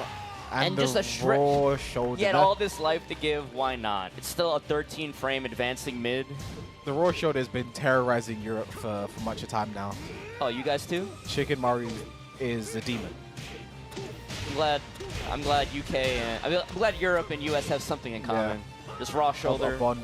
And we can share in the forward too. Whiffing there. Up for 1 for the plus frames. Oh, 4-1-2, whiffing there complete. Nice backdash there from Sephi. But again, life lead right now goes in Sephi's favor actually, but dropping the forward 2.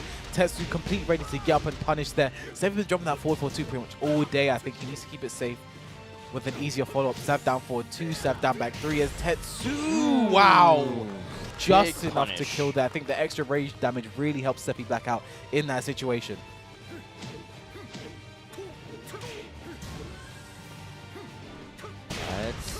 Big counter hit. Tried to go for the down 4 float. A little too slow.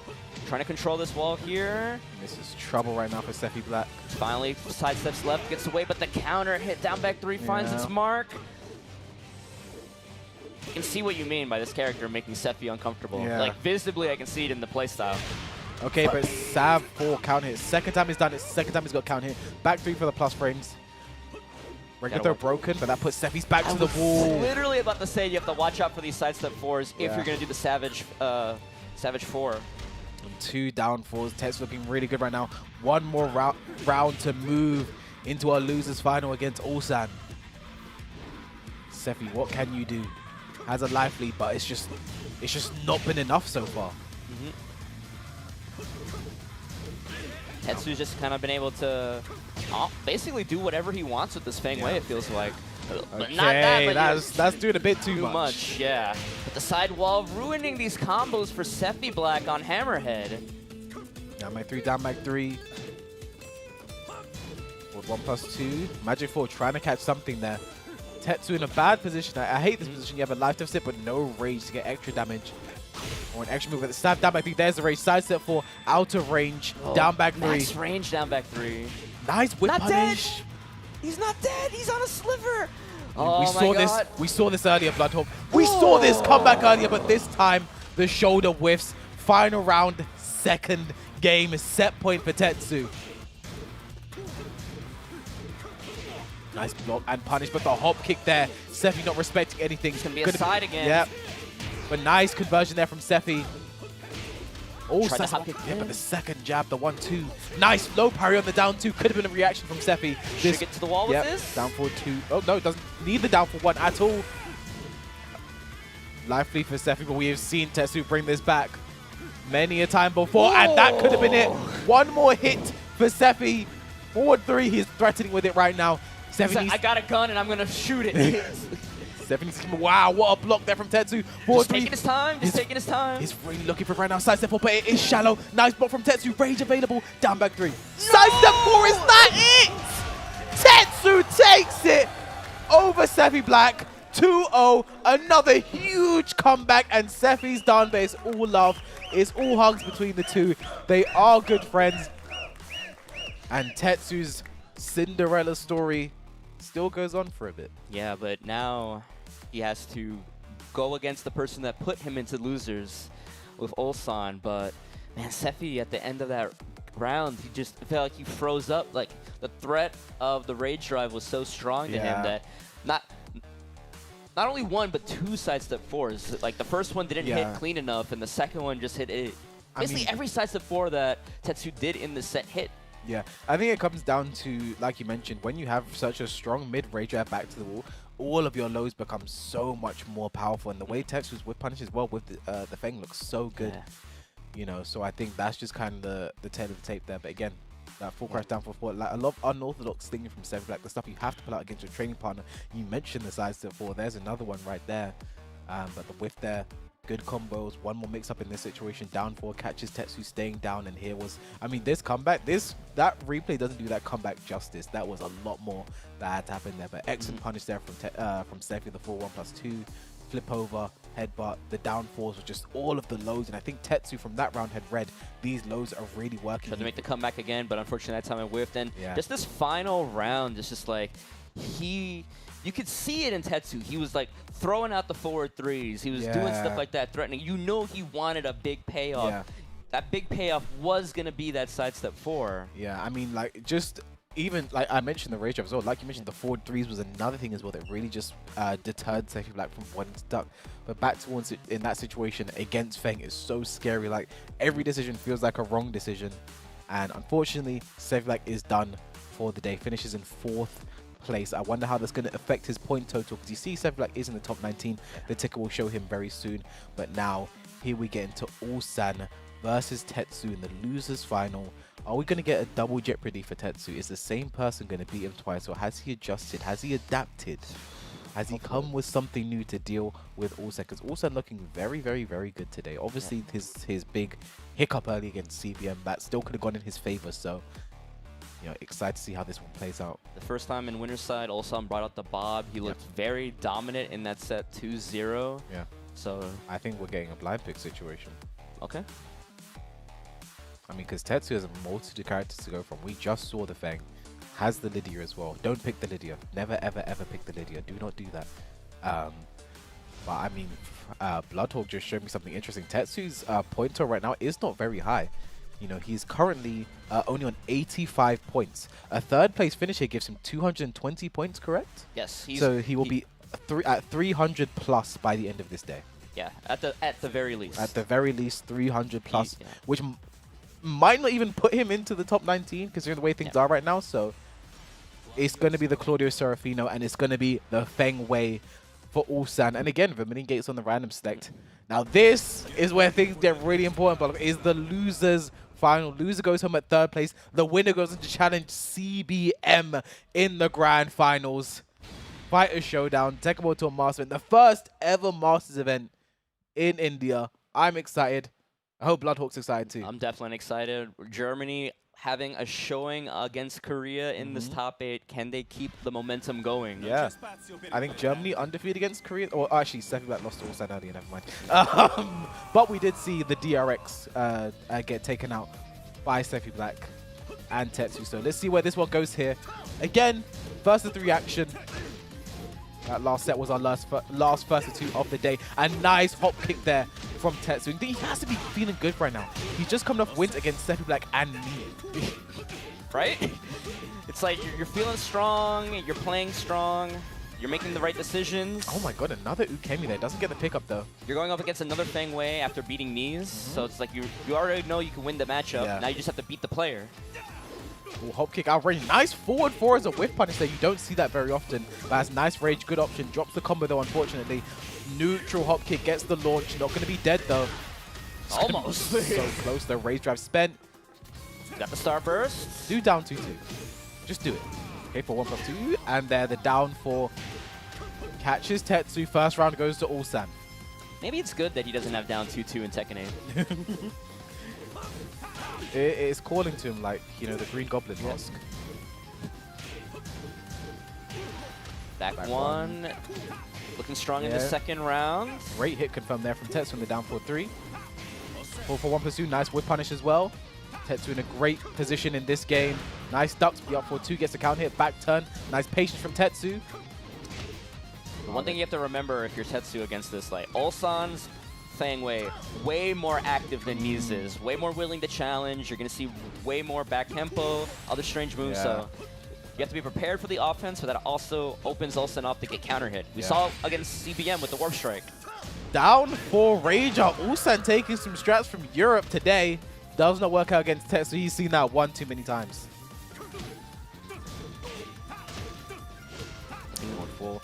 4-3. Sidestep 4 looking very good right now. TETSU has a good life lead. Wow. Ooh, he was ready for that whiff. Going to be a clean wall splat here. 1-4 shoulder evens it up. The extra pokes. Oh, TETSU bringing it back. Back one very nice, but the 1-3 again. Just such a strong lockdown 2 on the 1-3 again. ULSAN. One more round from getting on the board first, but TETSU definitely not done yet. He was so scared of getting the second hit of Rage Drive punch parry that he didn't let it rip, and instead he got whip punished. And then again, the full crash down 4-2 from ULSAN. The shoulder into another shoulder there. ULSAN really feeding himself right now. And another shoulder. These raw shoulders are paying dividends. ULSAN gets the first game in a perfect. Just telling him, get off me. And it's like, except because they're like, listen, I know you beat me, but I got to help you because you're my friend. No, I love that. Like the bond between these two can never be shattered. You know, he just if I'm Sephi, I actually wouldn't go up. You just picked Feng against me and you beat me. Like, you're on your own, kid. But no, I mean, with these two, like, inseparable is exactly what we expect from them. At Head Stomper, these two actually played in top 8 and they were coaching each other between the set. Like, that's just the kind of bond these two have. But Sephi's always going to be there. TETSU will always be there for the other one regardless. But always, and one thing when it comes to, I actually spoke to Sephi about this, the way the Germans coach each other is often very simple things, you know, just calm down, you know, play your game, etc., etc. When there's normally some specific things, they pick out, but it's always just very simple, calm down, play your game, etc., etc. Then they pull out if there's something they're not doing or this or that, that's what they really go for. But it's more of a morale boost than anything, you know, just having that, knowing that you're not really alone as you're playing. Like, there's people supporting you, looking out for you and helping you. It's such a big thing, honestly, in tournaments, because they can feel lonely sometimes. Yeah. 100%, but knowing that he has Sephi behind him, Germany behind him, even maybe some people in the crowd behind him. He's going into this game 2 against ULSAN. TETSU is actually Indian himself, so there are people out there. They were chanting his name earlier, so nice block and punish there from TETSU. Has a starburst as well. Can he get to the wall? Wants to keep it. Same for later. If you get a balcony break now, you could turn into a round, but the up forward 2. It's a count hit. You see TETSU being a little hesitant because he knows how active ULSAN has been. Ooh, running 2. Like a minute down for 3-2 there. Nice whip punish there from TETSU. Breaks the balcony, and that's going to be the first round in the second game. Beautiful punish, balcony, and then, like I said, turning it into a winning round. I think it was smart to keep the balcony because we mentioned how good Claudio's wall game is, especially with a breakable wall behind you. There's so much that can go Claudio's way. Very smart. Running 2 gets the flip. Forward 4 catches the hop kick there. TETSU looking so good in this game. Hasn't been touched yet. Nice block there from TETSU, and that's going to be the second round. Ending it with the running 2. 7 golden letters.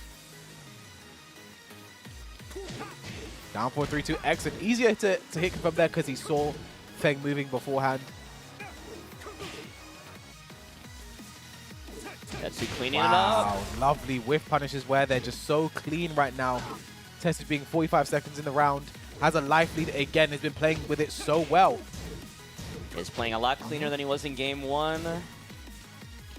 Knows that if he gives a bad whip, he's sniffed out 3 of those down back 3s in a row. But bad combo, but not letting it bother him. Forward 4 turned into a forward 4. No whiff punch in the down forward 3. It's a difficult move to get. Now that Rage is on deck, the forward. Wow. But TETSU, cool, calm, and composed. Back dashes the Rage drive. Back 1. Excellent turnaround in that game. So like, the minute Rage was an issue, all of a sudden the down back 3s from FENG were hitting. Oh, yeah. So scary to duck on that character. Blocked every single one until that Rage. And then like, I'm good. Yeah. And now also going to character select screen. I think we are going to see the Bob again. Is the character he beat TETSU with earlier. But again, this is a character TETSU is very, very, very familiar with. TETSU actually made a tweet not too long ago. Well, it was like a year ago now, actually. That was quite a while ago. Where he had to consistently play against DBP in ICFCs and their offline locals just over and over and over again. Like, he was playing against him consistently. So, is a character he's very, very, very familiar with. But this is a different style of Bloodhawk. It's very fast. It's very aggressive. If you make any sort of whiff, you're going to eat a hop kick or a CD1 to the face. Yeah. I think that's the scariest thing about ULSAN's Bob, is just the whiff punishment. It's not always just like an upward 4 or like a down 1+2. It's a CD1. It's a CD2. It is something big that's going to do huge damage. It's a magic 4 for a count hit. Gets the clean wall splat, cashes out, 50% lead, 60% now, 70. The number's just getting higher. But trying to whittle it down. He's got Rage. Nice punish. TETSU with Rage, like you mentioned, the jab down back 3. TETSU's doing so good of scouting these lows right now, but what can he do? One Rage drive turns it around. Nice block, side step 4, down back 3. But the Bob while standing forward. Okay. Bob while standing forward does that quite a bit, to be honest. I've seen that. That's not the first time. It's just the wall. The wall can do that sometimes. Yep. 1-1-2, very nice. Looking a lot more cool, calm, and composed with this Bob. 4-2. Bob, another character with an amazing keep-out jab game. Yeah. And the FENG, the KAZUMI, and the FENG, and the Bob. ULSAN likes his jabs. Yeah, a nice punish there from TETSU. Oh, big whiff, just a bit too hasty there. ULSAN taking 2 rounds relatively quickly with the Bob switch. Yeah, it's starting to look how it did in winner's side. Hell sweet. That's the first one so far. Nice side step on the forward 4-2 and the punish there from TETSU. But off axis made the ender whiff. With the secret string. Full crash down 4-2. Oh, the hell sweep. Instant hell sweep from ULSAN. And a second one. Is there a third one? No, forward 4-2 that time. I love the pumping of the wave dash too. Yeah. Just like just scaring, establishing the threat. And just like making TETSU freeze up by just like, you know, single crouch dash wait, single crouch dash wait. Yeah. Trying to bait a response, trying to instill some fear. And that Bob is very scary. Yeah, and obviously Sephi stepping right back up again to help his friend in this situation. I mean, this is a scary position to be in. ULSAN now needs one more game. He beat you earlier using this Bob. And that was a relatively easy win there for ULSAN in that game, picking the Bob. So TETSU with the character select screen. He used to love picking Lydia in this matchup as well earlier, but probably set the character select screen to think, yeah, take like, some time. Right, betting it all on Lydia when you're down 2-1. I wouldn't do that personally. Most likely sticking with the Claudio for the rest of the way through. Yeah, he is capable of making the comeback, but this Bob of ULSAN, he plays. Feels like the Bob and the FENG are very similar, but then even like the KAZUMI and the Bob, like there's that really like dichotomy of just like the KAZUMI very comfortable at just picking it away at you, and like, you know, if he manages to get a launch, it's just like extra on top. But just playing that controlling style with the KAZUMI, but being so aggressive with the Bob. The Yomodasura is TETSU's stage of choice. He's going to need all the help he can get right now. Potentially the last game of ULSAN takes this. It's our losers final. Who will meet CBM in the grand finals? This top 8's been crazy, bro. I could not have predicted it to end like this.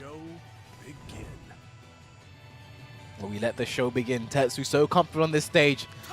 He's going to need to be right now.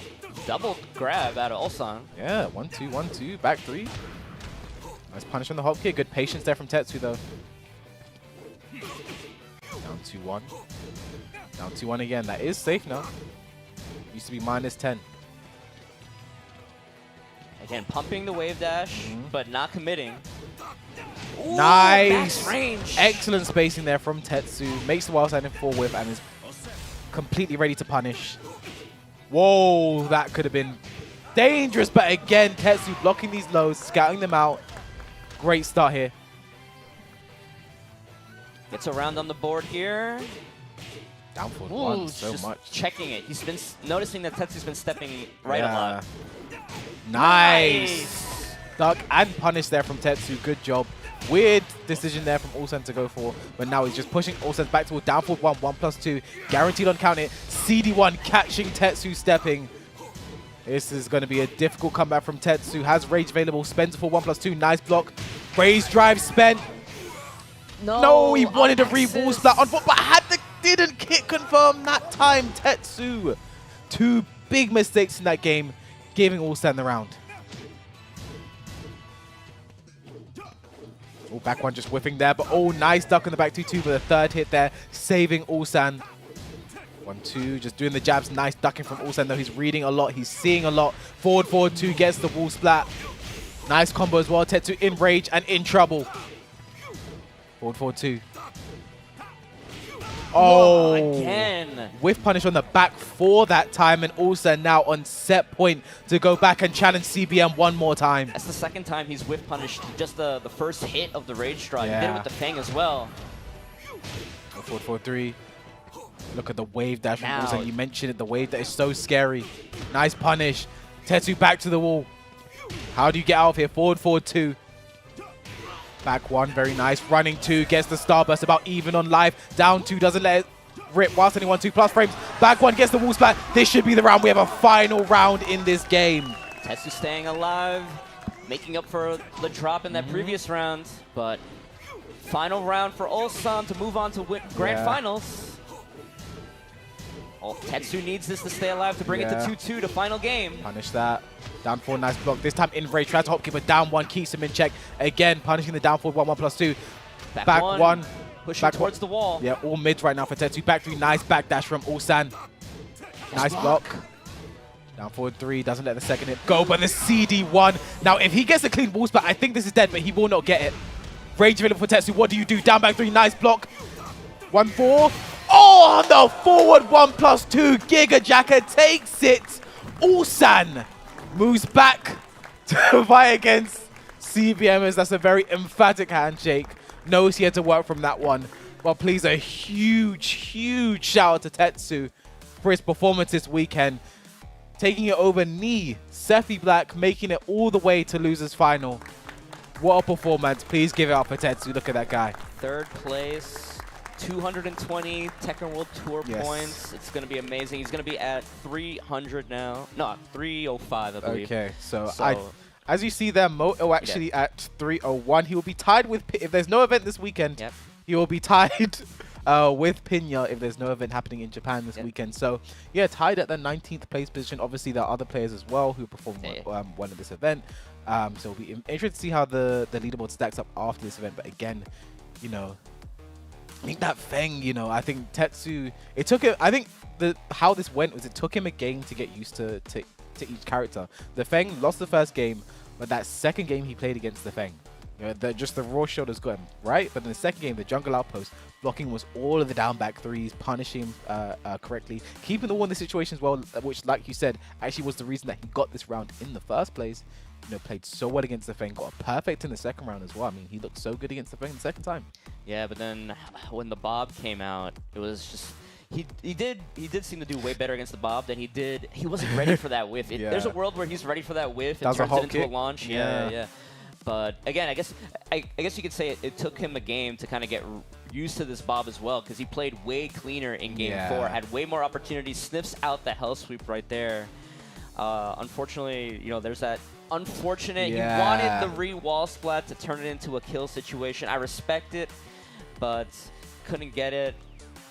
And then control. One thing that we didn't mention, how annoying it is to step Bob, especially in the mid-range. CD1 feels almost impossible to step. Forward, forward 2, down back, down forward 1, covering that right side. You see right there, there was only one thing that was on TETSU's mind right there. It was the rage drive into the mix-up. And ULSAN said no to that with the forward 1+2 power crush. I think you mentioned that interesting, because that's advice I've gotten when I played against Bob in tournaments. Someone's come up to me and said, listen, you're trying to step too much in the mid-range, it's not working, you're getting hit by CD1. You just have to focus on blocking or focus on one specific option to deal with. Because in that mid-range, you know, the forward, forward 2 and the hell sweep can be steps to the left and right respectively. But that CD1 is going to catch you regardless. And this is what all these last 2 players are fighting for right now. You see that trophy there. And it is an all KDF Grand Finals again as well. It's the repeat of winners finals, CBM versus ULSAN.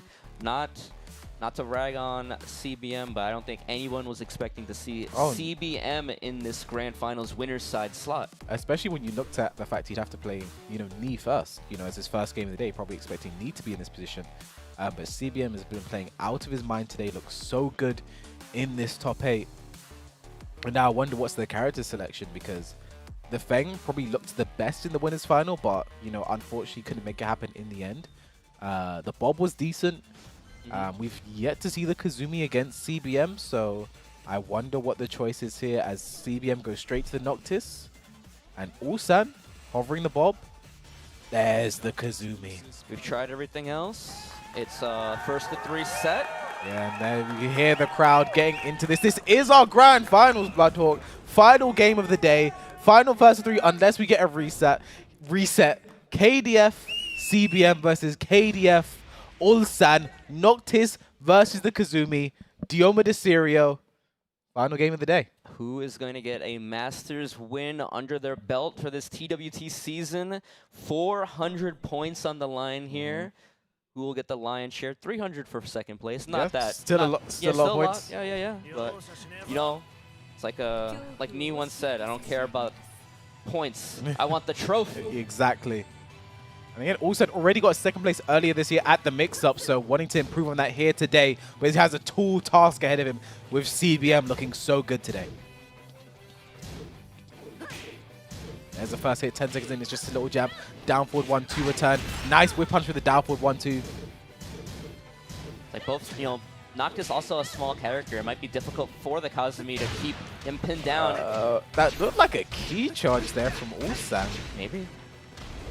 Misinput. Yeah. Cashes out for the damage. Nice. Get up through there. Recognized the roll and punished it. Very nice. He's been reacting every single time to that roll. 1-2-2. Side step 2 out of the air, but doesn't get a guarantee because it wasn't counter hit.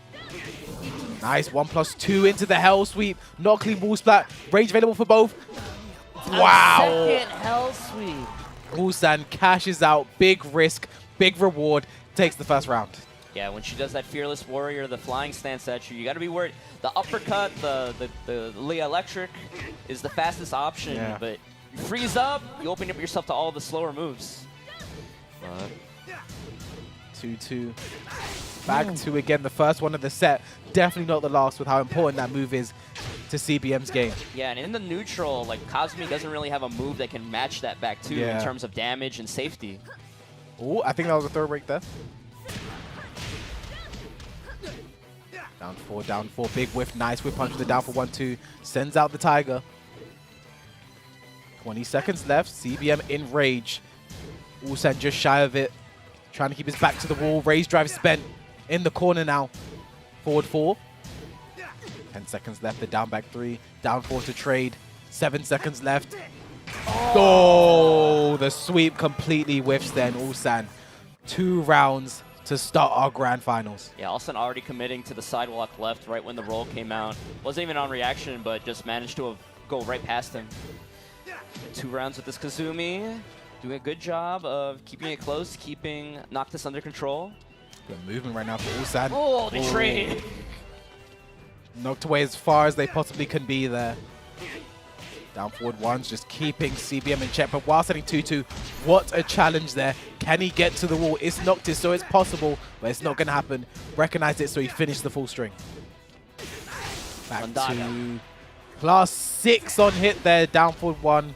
Nothing ULSAN could do. CBM finally on the board. We haven't seen the up forward 1 coming out of the NOCTIS yet. It will be there. Yeah. No matter what, it will be there, and there it is. Down back 1, 1+2. 15 seconds left. Gone. Excuse me. Another counter hit. Forward 1+2. This one should get the wall easily. Yeah. Yes, it does. Emo Man combo. Annoying Oki to deal with afterwards. Full crash down forward 1. 1-2-2. Nice punish. Rage drive sped. Pushes. Yep. Have to win honestly now, but no dice. Like I said, that back 2 save mid. You can on hit, you cash out for so much damage. In the neutral game, when they're trading pokes like that, again, KAZUMI doesn't have a move that can match that kind of utility. Down back 3, nice sidestep into duck there. From ULSAN down forward 2 gets stuffed. Unfortunately for CBM. Back 2, up for 1 to return. Down for 1-2 finishes it. This is trouble right now for CBM. Regular throw broken. 1+2, sorry. Regular throw broken. Just get away from the wall. Oh. Stuffs out the range drive. That feels so bad. Oh, that's like NOCTIS Season 1 stuff right there. While sending 1, down forward 1, down for 1's coming out on both sides. But the down for 1 from ULSAN rings true as he takes the first game.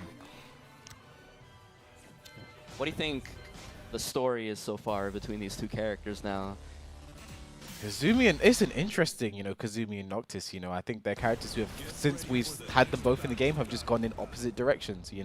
NOCTIS is only trended upwards and KAZUMI is only trended downwards. So I think with a character main, a character specialist, like someone like ULSAN who's been playing this character for so long, I think you make it work, regardless. And we've seen it here today. Struggle with the Bob, struggle with the Feng, but gets the first game when he picks the KAZUMI, but it is not done yet. It was a hard-fought game. Could have gone either way. Second game, geometric plane. Chicken Mario calls this the fair walls. I feel like I've definitely seen bad things happen with these walls before. The hop kick, a little bit late. The fairest walls, say maybe. But ULSAN, with this KAZUMI, he's shown the reactions, being able to whiff punish. He's shown the willingness to brawl. He's shown the willingness to risk it all with the hell sweeps. 1-1, down back 3, big whiff, no punish though. Running 1, nice. Duck there from CBM. Sidestep. Sidestep right. It is how you want to go against KAZUMI. She has options to track it, but it is her weak side. Unless you're looking for that running 2, then you do want to go to the left. That is not up close normally. 6 seconds left, and the forward 1+2 gets the count hit. This won't be dead, but he might do forward 4 for the Oki here. You have to guess right here, ULSAN. The jumping 1+2. Oh, what a low parry. I don't agree with the rage drive. I don't agree with the rage drive. I don't think he can make this comeback even still. I think that was definitely a rage out situation, especially when you look at ULSAN's health, would have done a lot of damage. Yeah. Fortunately, bad judgment call from ULSAN. Yeah. Getting CBM the first round. Yeah. Tried to cancel it, got beat out. Yeah.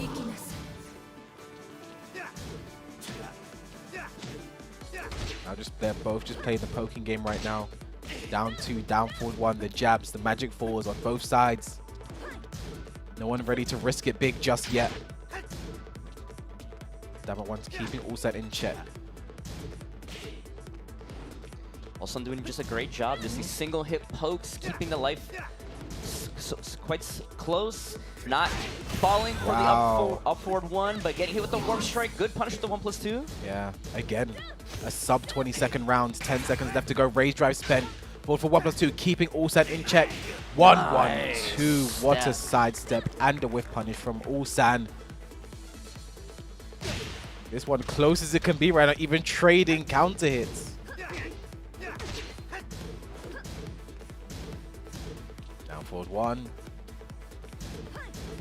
And it's not a, there's no wave dash, but you can also see the same like forward dash feints. Trying to provoke a response from CBM, but no dice. Punish on the hop kick. Getting away from the wall there with the little sidestep rights. Down back for the stature kick there, the 1-1s threatening something. CBM with a life lead, nice break on the throw. In the middle of a button, 4 for 1+2 as a whip punish. 25 seconds. Not wanting to commit to anything big. These 4 for 1+2s doing a lot of work throughout the first 2 games. Rage drive spent. Finishes the 1-1-2. Nice punish from CBM. Can he get a game on the board here? We're about to find out. 4 for 1+2 doing great work with this as a whip punish. But speaking of whip punishes, very nice there from ULSAN. We saw willing to finish the 1-1-2 there, not working out. We saw that against SEPHIBLACK as well on winner's side.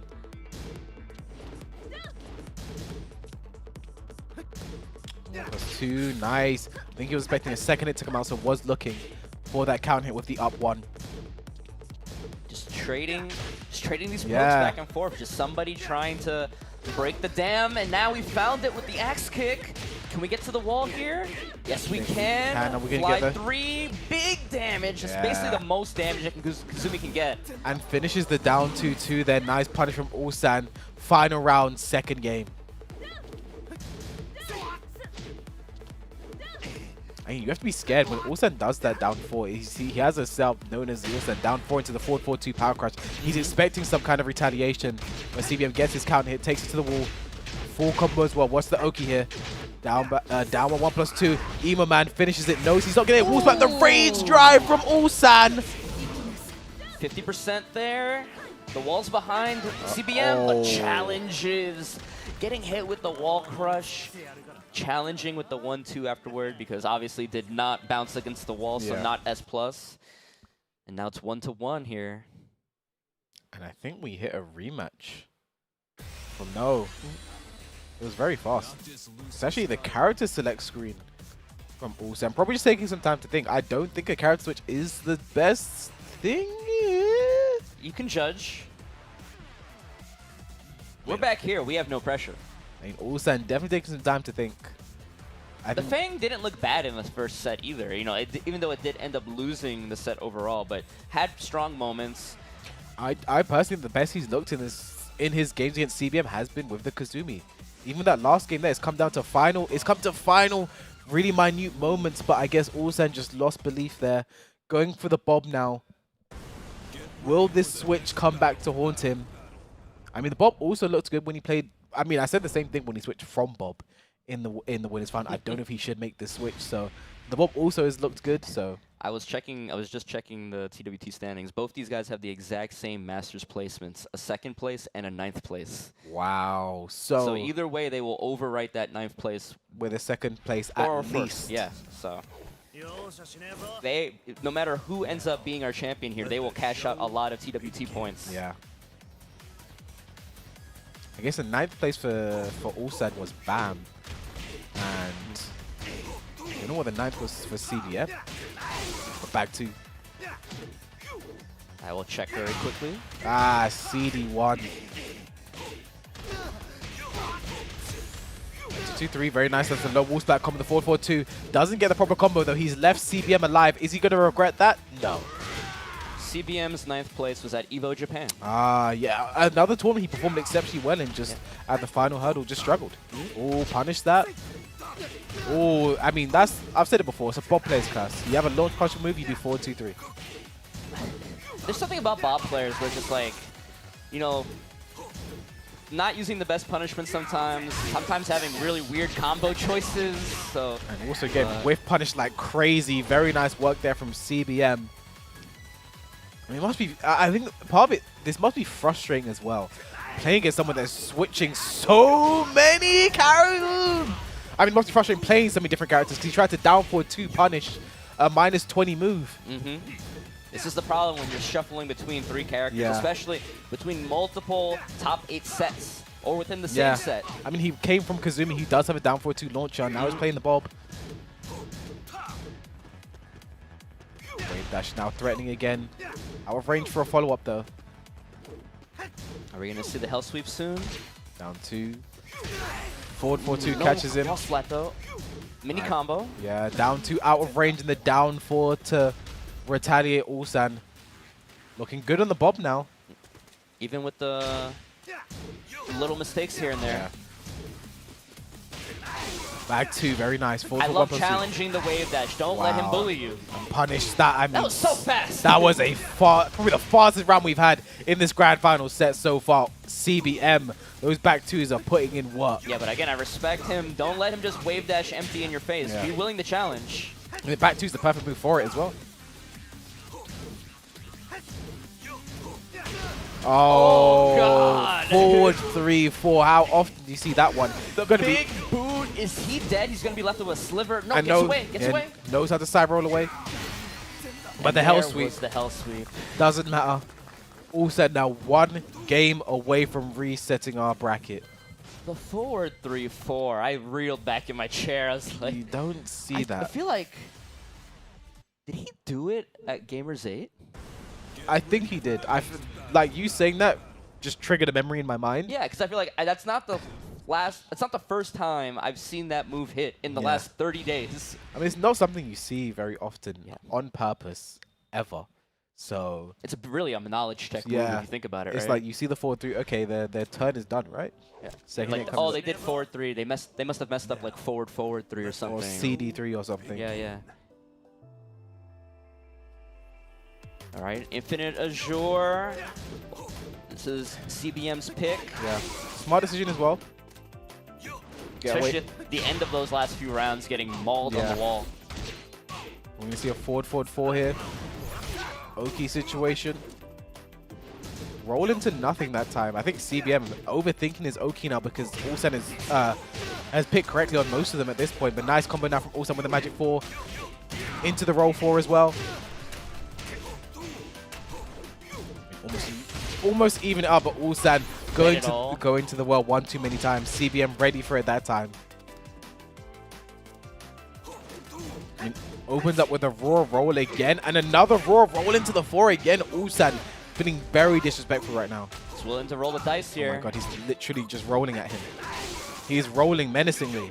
And CBM tries to roll right back. Huge life lead right now for ULSAN. This is such a tough comeback to make, especially with the way ULSAN's playing right now. Nice block on the down back 3.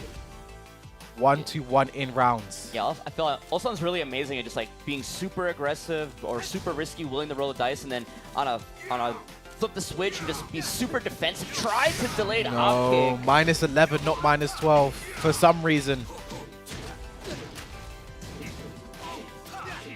Now forward 1-2. Nice side step on the down 4-2 into a back 2. Very nice work there from CBM. Still trouble though. Hell Sweep. Forward 4 doesn't finish it. Down back 3. One more hit does it for ULSAN. Puts him into reset point. Can CBM make anything happen right now? Serious trouble. Literally a magic pixel. A down 4-2 does not work out as ULSAN moves on to reset point. Similar against in the winners final when he had that big life deficit against Feng Wei, just YOLO down forward 2, just kind of like, let's see if it works. But I mean, a reset point on ULSAN, as you said. Yeah, good parry. CBM trying to hang on here. While sending 4. Back 1-2. The down back 3 right back. Nice break on the throw. While sending 4. Nice check there from ULSAN. ULSAN doing good work right now. 4-2 didn't finish it. Again, the magic pixel. And the down 4. We have a reset grand finals. You're CBM right now. What do you think? What's been going wrong? I mean, for me, it's like, it's ULSAN. I mean, there's so much I'm thinking about right now in general when I look at the set. You know, ULSAN maybe should have stuck to the Bob in the first place in the winners final. I think switched too early, went to the Feng, didn't work out. I think his switch to off of KAZUMI was again premature, but the Bob has this time worked out. And for CBM, it's like, okay, it's hard. He doesn't have as much experience against the Bob in this tournament. He only got 1 game against it, won that game, it was over. He has more information with the Feng and with the KAZUMI. With the Bob, I think as a character, you need that information to be able to play optimally, because you don't know when the health suits are coming, the forward 4-2. You need to know the timing, when to step, when to block, and when to duck, because those CD1s are something you should be trying to hard duck.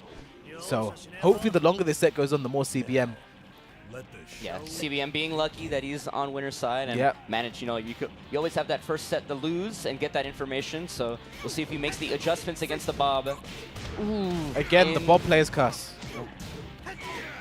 Down for 1, nice checks now from CBM. There's the hell sweep. There's another one, but blocks the second one this time. Nice. Does the sidestep into the jab to keep away from getting a sidewall. Very smart work from CBM. See if he can control this wall though. Oh, the wave dash and forward 4-2 going mid right now. Forward 1, down forward 1. Yeah. That DF1 up close just completely shuts down the sidestep right. Yeah. It's similar to Negan, right? Where it's just like you have to deal with jab or DF1. Right, but nice combo right now for CBM. Should get a clean balls back. Emo Man ended with the just frame. Back 2 again. Good work. Challenges with the Giga Jacker there. Back 2 again. Look at the damage. CBM keeping it close. I mean, that's the thing about this set, regardless of the score. 3-1, 3-2, 3-0 is in the rounds, in the games themselves, is always staying close. Nice block and punish. Yep. Nice jab. Stopping CBM from getting started, but again, 4 for 1+2, but drops the combo. Waited too late on the jump too, but the forward 1+2, keeping ULSAN in check right now. Interesting thing about this matchup, like normally, like CBM's been using the Noctis jab really heavily to try to keep ULSAN in check. Normally against other characters, you'd see maybe a down forward 2 attempt to counter, but Noctis is so small, his jab is very low, so it's hard to actually go under that jab. Oh, Emo Man in the back there, still gets a clean hit though. Oh no, the twin pistons there. The spinach upper does not work out, but the sidewall saves ULSAN. CBM just shy of rage, does not believe in the back 1-2. Down back 3. Back 2. Back 2, but it's not dead. Rage available for ULSAN. Are we going to see it come out? What? What? The sword went past him. How? All right. Someone clip that. I need to see that.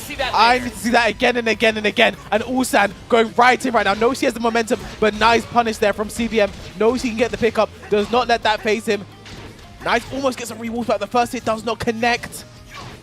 Down back 1 into the down 2. So close on the life bars here. CBM trying to control this wall. ULSAN, hop kick gets blocked. Down forward 2 challenge. Yeah, very smart there. Oh, down back 3. Down for 1+2. You should not have done that, but he side rolls away, and the wall actually saves him. Back 2-2. The down back 3. ULSAN takes the first game by the skin of his teeth, and he is sitting there knowing he's like, thank the Lord that sword went right past me. It was like Noctis was aiming at where Bob was at the beginning of the backswing blow, and then Bob just slid right in and said, "Sup." Yeah. I will never forget that moment as long as I live, and neither will these two, because that could be a pivotal moment in this set. ULSAN taking the first game with the Bob. The opposite of what happened in winners final when he did pick the Bob. Oh man, 6 years in and I'm still seeing new things, Seeing things learning for the first new time. things. Yeah. for the first time. It's crazy, but ULSAN cannot, CBM cannot let that deter him at all. He needs to keep playing his game. Punish that? No, just a single jab there.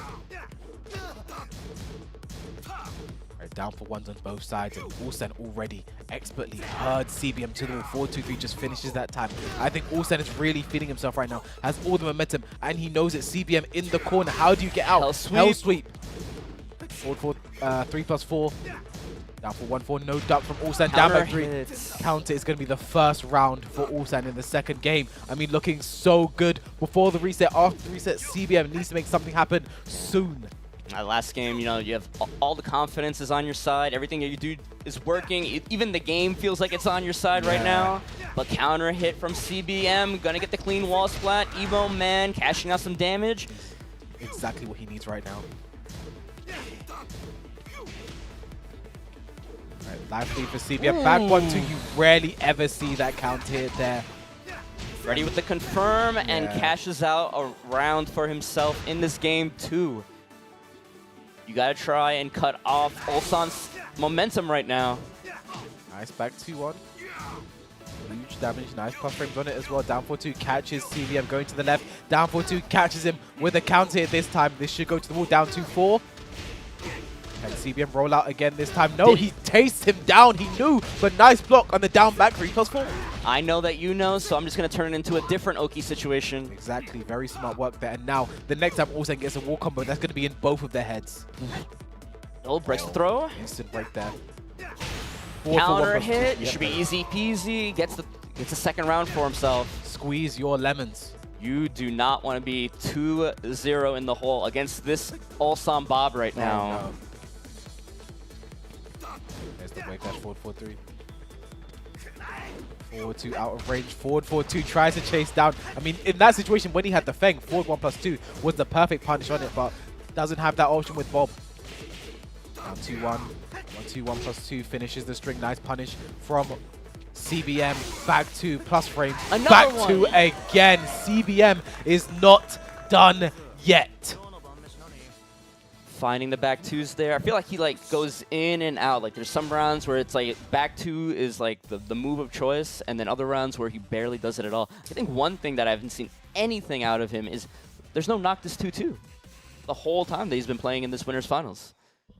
Yeah, I think that's an interesting thing to just notice there, because 2-2 is one of NOCTIS' most main tools that uses to close the gap. You know, really close in on that neutral, get close in your face. But I guess do you really want to be close in Bob's face, especially ULSAN's Bob's face? Well, he's using, instead of the 2-2, he's been using a lot of the forward 1+2. True. Which also leaves you negative in Bob's face, but he's been getting a lot of counter hits. That's true. So that probably answers my question right there. And the thing is, when CBM is close, that back two has been paying dividends. I mean, we just saw it there. Close out the game with 2 of them back to back. He's going all out. This is now a 1-2, ladies and gentlemen. 1-1 tied up. Who will be the Fighter Showdown 2023 champion? Can't get pick up on the Magic 4. Trade. 1+2 throw broken again. Nice duck on the throw this time. Back 1-2 as a punish. Tries to challenge there, but back two again. And now lively for CBM and chasing ULSAN down. He really doesn't want him to feel comfortable. Down back 1+2. Punish that. No! -13. Yeah, no back 1-2. Maybe the input got eaten. Yeah, I don't know there, but up forward 3. Challenging. Very nice work there from CBM. Draws first blood in this third game.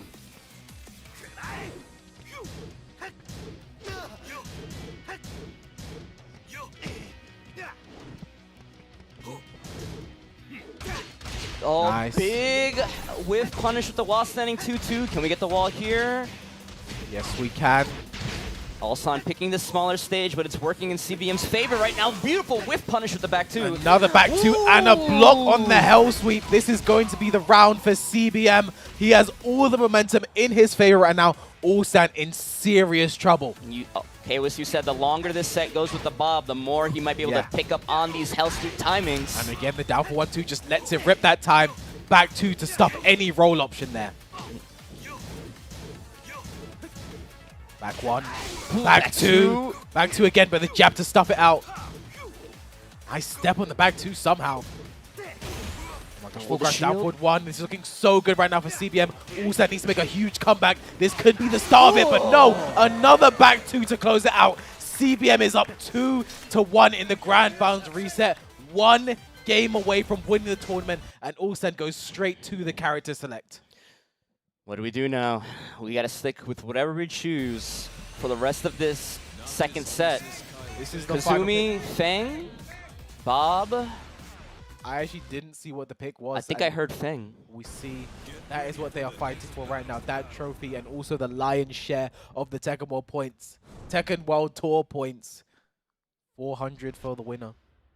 Back to the FENG. Way. So he's been consistent with the characters that he has chosen. You know, it's been FENG, KAZUMI, and Bob exclusively. The FENG did well. He was able to get 1 game with the FENG winners final, but will it be enough? Because again, we have random selected onto CBM's stage of choice in this matchup. The Infinite. CM is going to be feeling very good about this. Yeah, I think, if I remember correctly, this was the stage CBM chose for the final game of Winners Finals.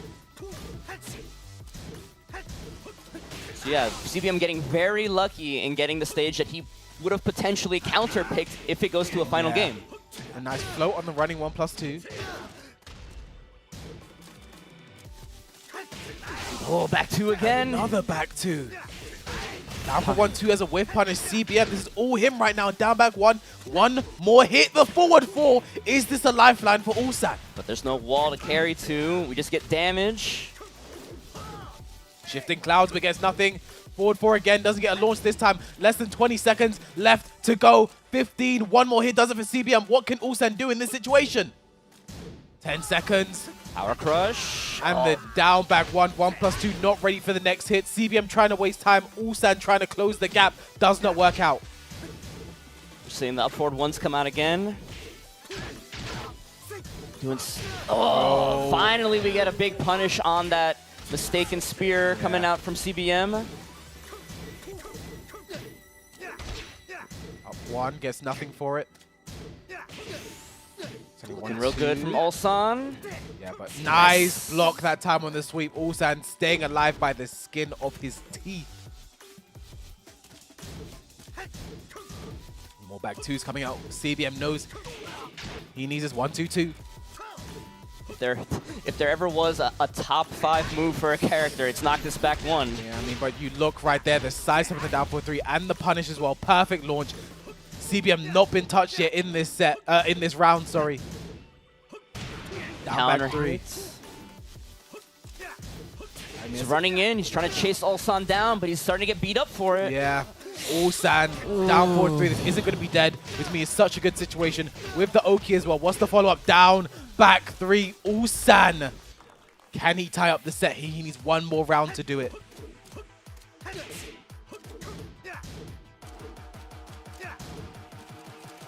You see the Look at confidence. the dash there from ULSAN, but no. Huge whiff. Perfect punish for CBM. Is he going to go for the Oki? Yes, he is.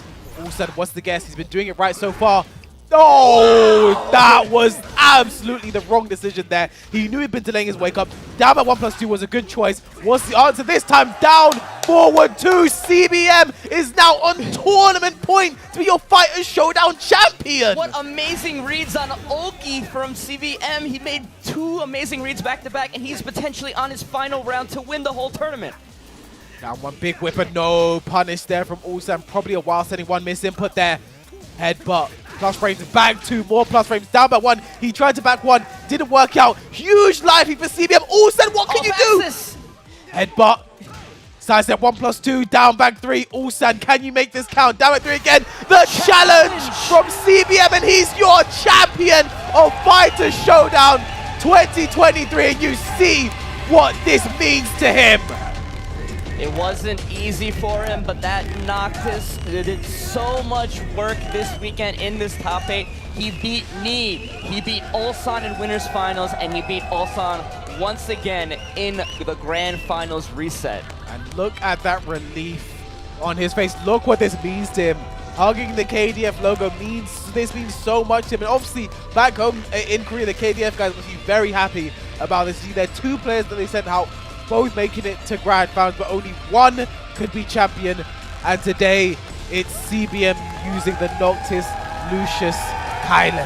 Yeah, day one, we saw the Jin come out a little bit against the Yoshimitsu counter pick, but today it was all Noctis, and you know that character loyalty getting rewarded with this Masters event win. Yeah, I mean, this means so much to CBM because we were speaking to him on the Friday, and he was just saying how much he really wanted to make Tekken Tour Finals. It's something he hasn't done yet, hasn't got to the LCQ to try and win it. He has yet to do that yet, and now he's finally poised. I mean, with a